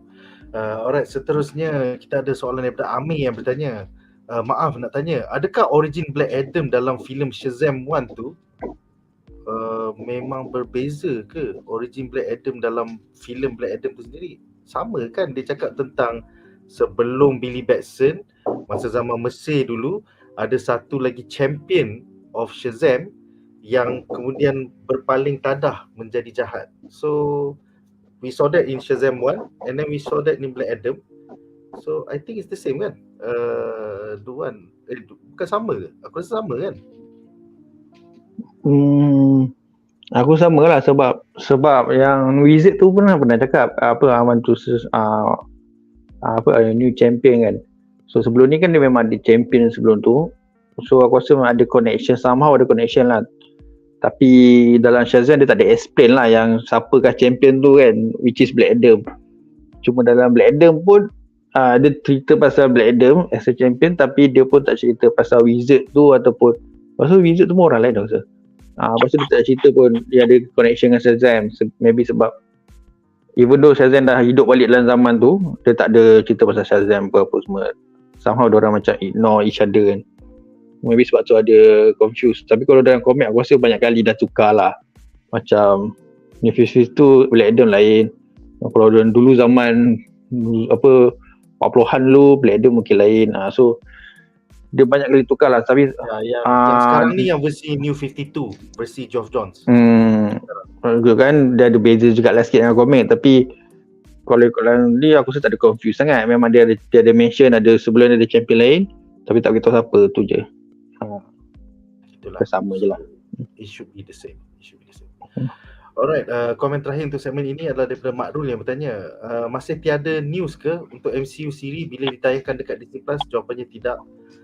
Ura-ura atau spekulasi adalah Loki akan keluar bulan 8 atau bulan 9. So bila bulan Jun, Julai tu maybe baru kita akan nampak first trailer. Tapi itu sekadar spekulasi netizen di Reddit ya, yang tidak berpijak di bumi nyata, hanya palatau saja. Alright guys, so dengan itu berakhirlah segmen ini. Dah habis 4 cerita tentang DC, DCEU dan DC Studios. Sekarang kita akan ke MCU dan Marvel Studios. Alright, so berita kita yang terakhir malam ini adalah tentang Kahhori, adiwira terbaru MCU. Jadi dalam season 2 What If nanti, siri animasi tu, kita akan jumpa satu hero terbaru di MCU yang merupakan tak pernah wujud dalam komik ya. Dalam website ni dekat marvel.com dia cakap, what if season 2 asks what would happen if the Tesseract fell to Earth and landed in the sovereign Native American Confederacy before the colonization of America. The Tesseract takes on a new life and a new mythology, transforming a lake into a gateway to the stars and leading the heroine Kahhori, a young Mohawk woman, on a quest to discover her power. Jadi episod ni adalah satu episod special yang ditulis oleh scriptwriter Ryan Little dan historian Dark George. Historian Dark George ni mengatakan this episode tells a remarkable story from a native Mohawk perspective, which is truly unique and historical, and it will give viewers a new, challenging and entertaining perspective on this land's first peoples. The story is dramatic, the characters fully realized, and the action sequences are breathtaking. This episode is exceptional in another sense. It is done with the complete cooperation of the Mohawk people, from dialogue to adornment. Wow, nampaknya kita akan kena baca subtitle ya, pasal episod ni akan dalam bahasa Native American. Kemudian scriptwriter Ryan Little pula menambah ya, I had a wonderful writing mentor who worked extensively with the indigenous community in upstate New York, and I was excited to draw on that experience to build an entirely original corner of the MCU with storylines for new indigenous heroes, written from a place of respect for the past generations and optimism for future ones. Kahhori, Kahhori, sebenarnya pronunciation dia adalah Kahhori ya. So ada T kat tengah-tengah tu tapi dia tak ada. Kahhori is a real wolf clan name, meaning she stirs the forest or is someone who motivates those around her. In her debut adventure, Kahhori will have to live up to her name to recruit powerful allies into the fight to save her people and change the course of history forever. Wow, panjang tu cerita daripada Marvel. Semata-mata nak cakap kita woke. Cakap je lah kita woke kan. Alright, so semalam pertama adalah tu Munif ya. Apakah pendapat anda tentang Kahhori, watak terbaru MCU ini yang lebih nampak bagaikan an excuse ataupun satu exercise in DEI, iaitu diversity, equity and inclusion. Bagaikan Marvel Studios dan Disney tengah nak virtue signaling bahawa mereka lah yang terpaling murni di Hollywood. Silakan. Okay, aku rasa korang pun pada yang dah biasa bila aku bedah komen pasal benda-benda yang ada berkaitan dengan woke ni. Korang akan ingat aku akan selalu sebut the same thing. Tak kisah pun nak buat pasal original character Native American, tak kisah pun pasal nak race band, gender band, sexuality ke apa ke. Aku selalu cakap dalam karya yang kau buat tu, number satu kau prioritize creativity ke social issues tau. So kalau kau prioritize creativity dengan ada social message elements, dia still boleh jadi best. Tapi kalau kepala kau jap social issue first, lah tu apa-apa yang lain kan, dia definitely akan jadi tak best. So untuk aku komen pasal ni lah Marvel punya Pocahontas dia pun aku kena komen daripada dua sudut lah. So number one, katalah priority dia orang is memang social agenda or just nak buat benda work, creativity second atau third priority, then aku akan agak kecewa lah pasal first things first, kalau kau nak buat some Marvel punya story dekat the Native American punya setting, kau dah ada beberapa established Native American punya characters tau. Some of them are even X-Men kan. Kau ada Warpath, kau ada Forge apa semua kan. And siapa je Echo pun is Native American tau. And then you have Thunderbird. So Marvel memang dah ada established Native Americans. So kalau dia punya point tu is nak buat something social based, then I would rather dia pakai karakter yang dah ada. Teringin tak aku tengok Warpath dah ada dalam MCU. Lepas tu tak pun boleh elaborate sikit pasal Echo ke apa semua kan. Tak pun macam Forge tu dalam X-Men kita tahu power dia boleh control machine apa semua kan. Manalah tahu dalam What If dia reveal sebenarnya power Forge tu bukan pasal dia mutant, tapi dia dapat daripada Tesseract ni punya influence ke apa benda kan. So something macam tu lah yang tie back to characters yang kita dah ada rather than tiba-tiba tiba-tiba macam karakter baru datang dari mana dia. Tapi tu that's the first half lah. Itu kalau memang priority dia orang ialah social punya benda over creativity, dan itu komplain aku lah. Tapi kalau aku nak berteori Brazil and bersangka baik, andai kata this is a creative decision, then dia ada potential juga sebenarnya. Sebab kalau kau tengok story ni, dia more tu pasal Tesseract tu tau. And how katalah Tesseract bukan di tangan these Avengers and cosmic beings kan. Katalah Tesseract tu just jatuh at some random Indian punya village, what happens tau. So I think this is a variant of the storyline where dia tak jatuh dekat Trondheim. Dia tak jatuh dekat Trondheim, tapi dia jatuh dekat Native American upstate New York. Betul. Kind of. Yeah. Betul. So that's why I say, so ini this is a what if of macam bagi aku lah again, kalau ni bersangka baik punya mood it's not a what if of a character, it's a what if of the artifact or the what if of a famous Marvel punya incident tau. So kalau dia nak buat certain episodes based on macam ni, aku suka ke, sebab there's only so many times kita can stay interested kalau tengok Tony version baik, Tony version jahat, Doctor Strange version baik, Doctor Strange version jahat. Oh Star-Lord yang ni, oh Star-Lord yang tercela. Oh Thanos baik, oh Thanos jahat. And so after a while dia kan jadi stale tau. So aku quite interested dengan konsep yang kau bukan saja what if character tu, tapi kau what if events atau famous punya Marvel punya artifact tau. So macam maybe kalau dia pun nak buat contohnya ada astronaut Neil Armstrong kan, first guy to do the moon landing, kita dia jumpa Negaband kat situ, contoh so what happens to history or to Neil Armstrong kan. Tak pun yang the gamma reactor yang meletup tengah-tengah desert yang create Incredible Hulk kan. Apa kata masa mereka duk construct benda tu, it was under some secret military base di bawah Manhattan ke contoh and the reactor tu meletup situ tau. And the residents of Manhattan separuh vaporize, tapi separuh gitu jadi Hulk tau. So what happens to the world kan, bila the whole half of Manhattan tukar jadi Hulk kan. So menarik ke macam dia buat what if bukan pasal specific characters, tapi buat what if pasal iconic Marvel punya events or artifacts tau.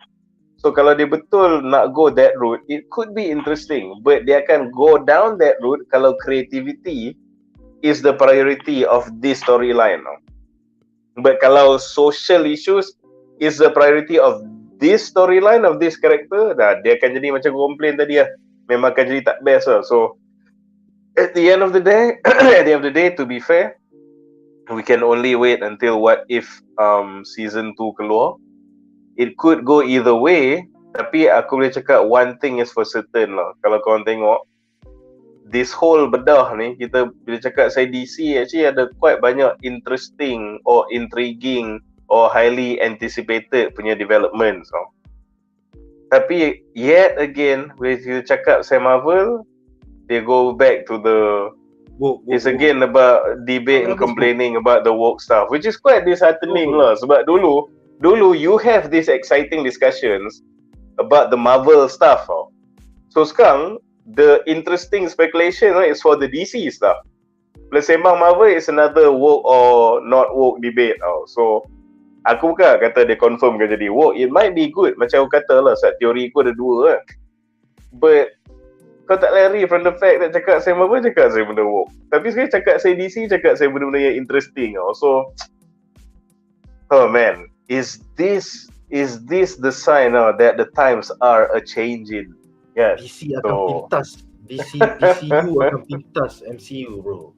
That's what's gonna happen, man. So, we shall see. We shall see. Macam itulah bila orang kata kan, when you go woke, you go broke. So kita dah nampak dalam MCU Phase 4 dan juga dalam MCU Phase 5 ni macam itulah.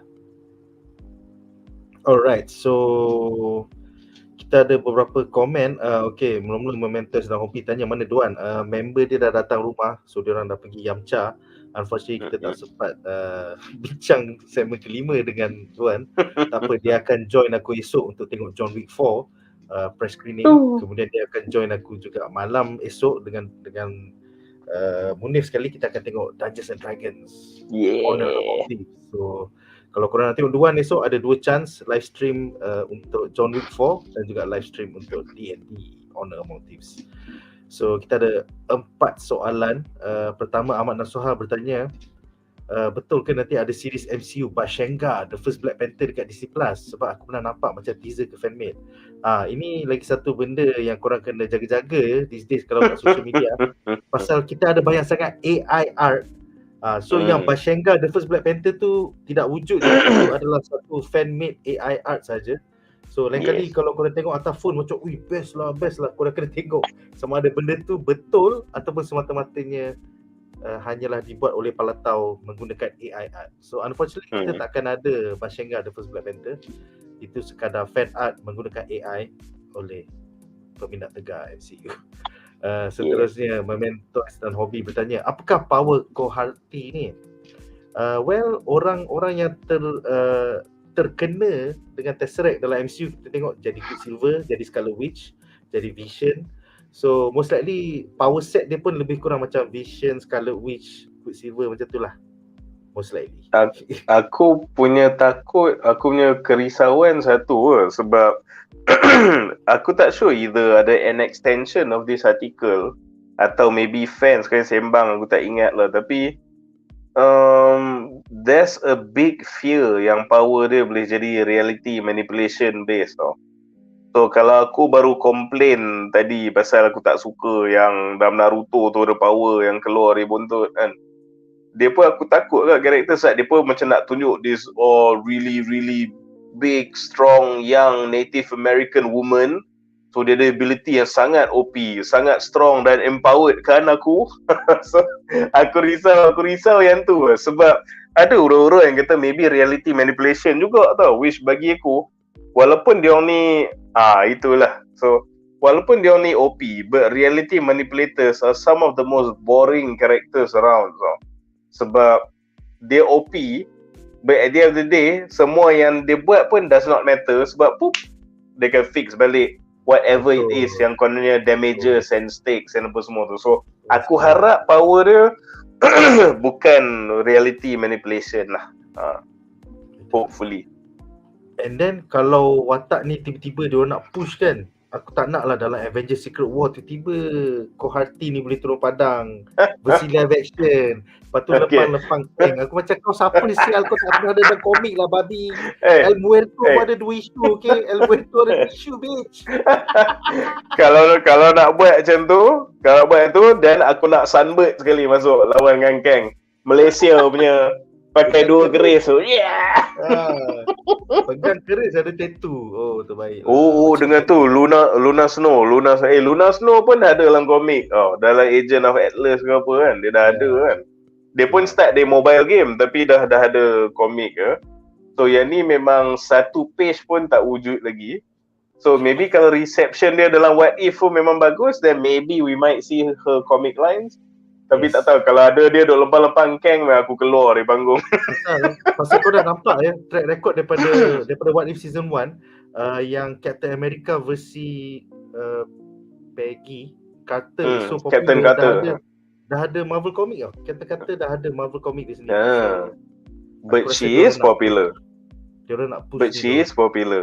Tak, Yeah. But at the end of the day, yang tu pun orang suka Peggy. And people actually Yeah. like the Agent Carter punya series tau. Betul. So, but dia ni macam completely macam zero. And tak tahu sebab dia macam Captain Carter tu pula, even in the MCU movies when was already macam a badass. So, apa-apa dia tembak Steve punya shield tiba-tiba dia macam oh shit kan. So she is macam very organically accepted as a strong woman. So bila dia ada a multiverse yang dia dapat the super serum tu pun dia tak jaring tau. Tapi ni someone you've never heard of lah. Tambah lah, it's not only a woman but Native American. Takut dia tergo a bit overboard dalam nak kita terima dia punya empowerment tu. So that's the risk. Saya macam cakap lah, macam The Boys pun buat banyak benda ni sebenarnya, but dia buat creativity dulu.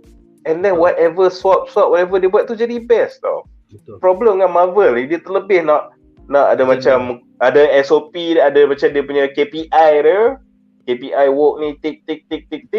Lepas tu movie tu jadi macam mana, jadilah.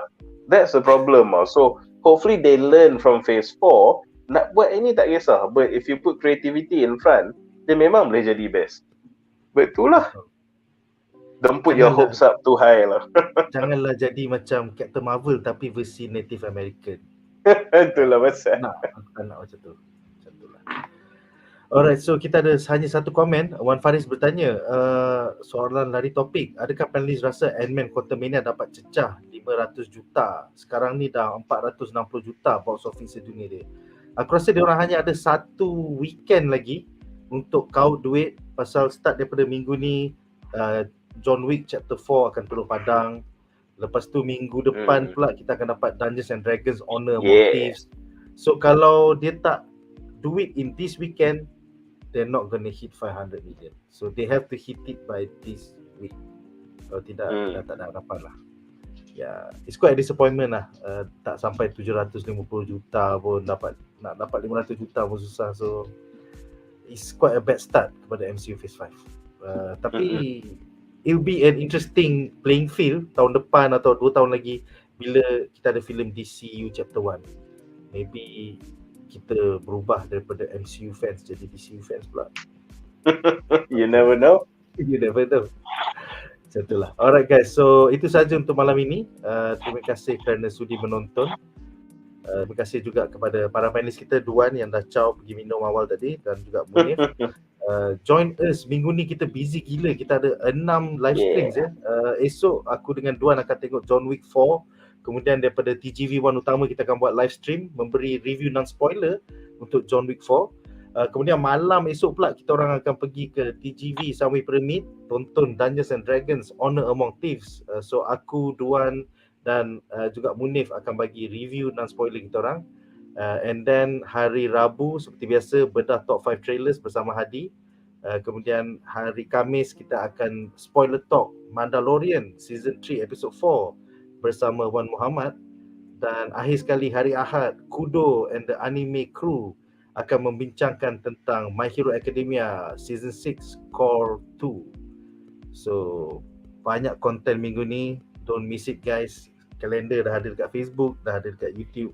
Join us di sesi-sesi yang lain. Itu saja untuk malam ini guys. Terima kasih kerana sudi menonton. Majulah fandom untuk negara. Bye guys. Thank you guys.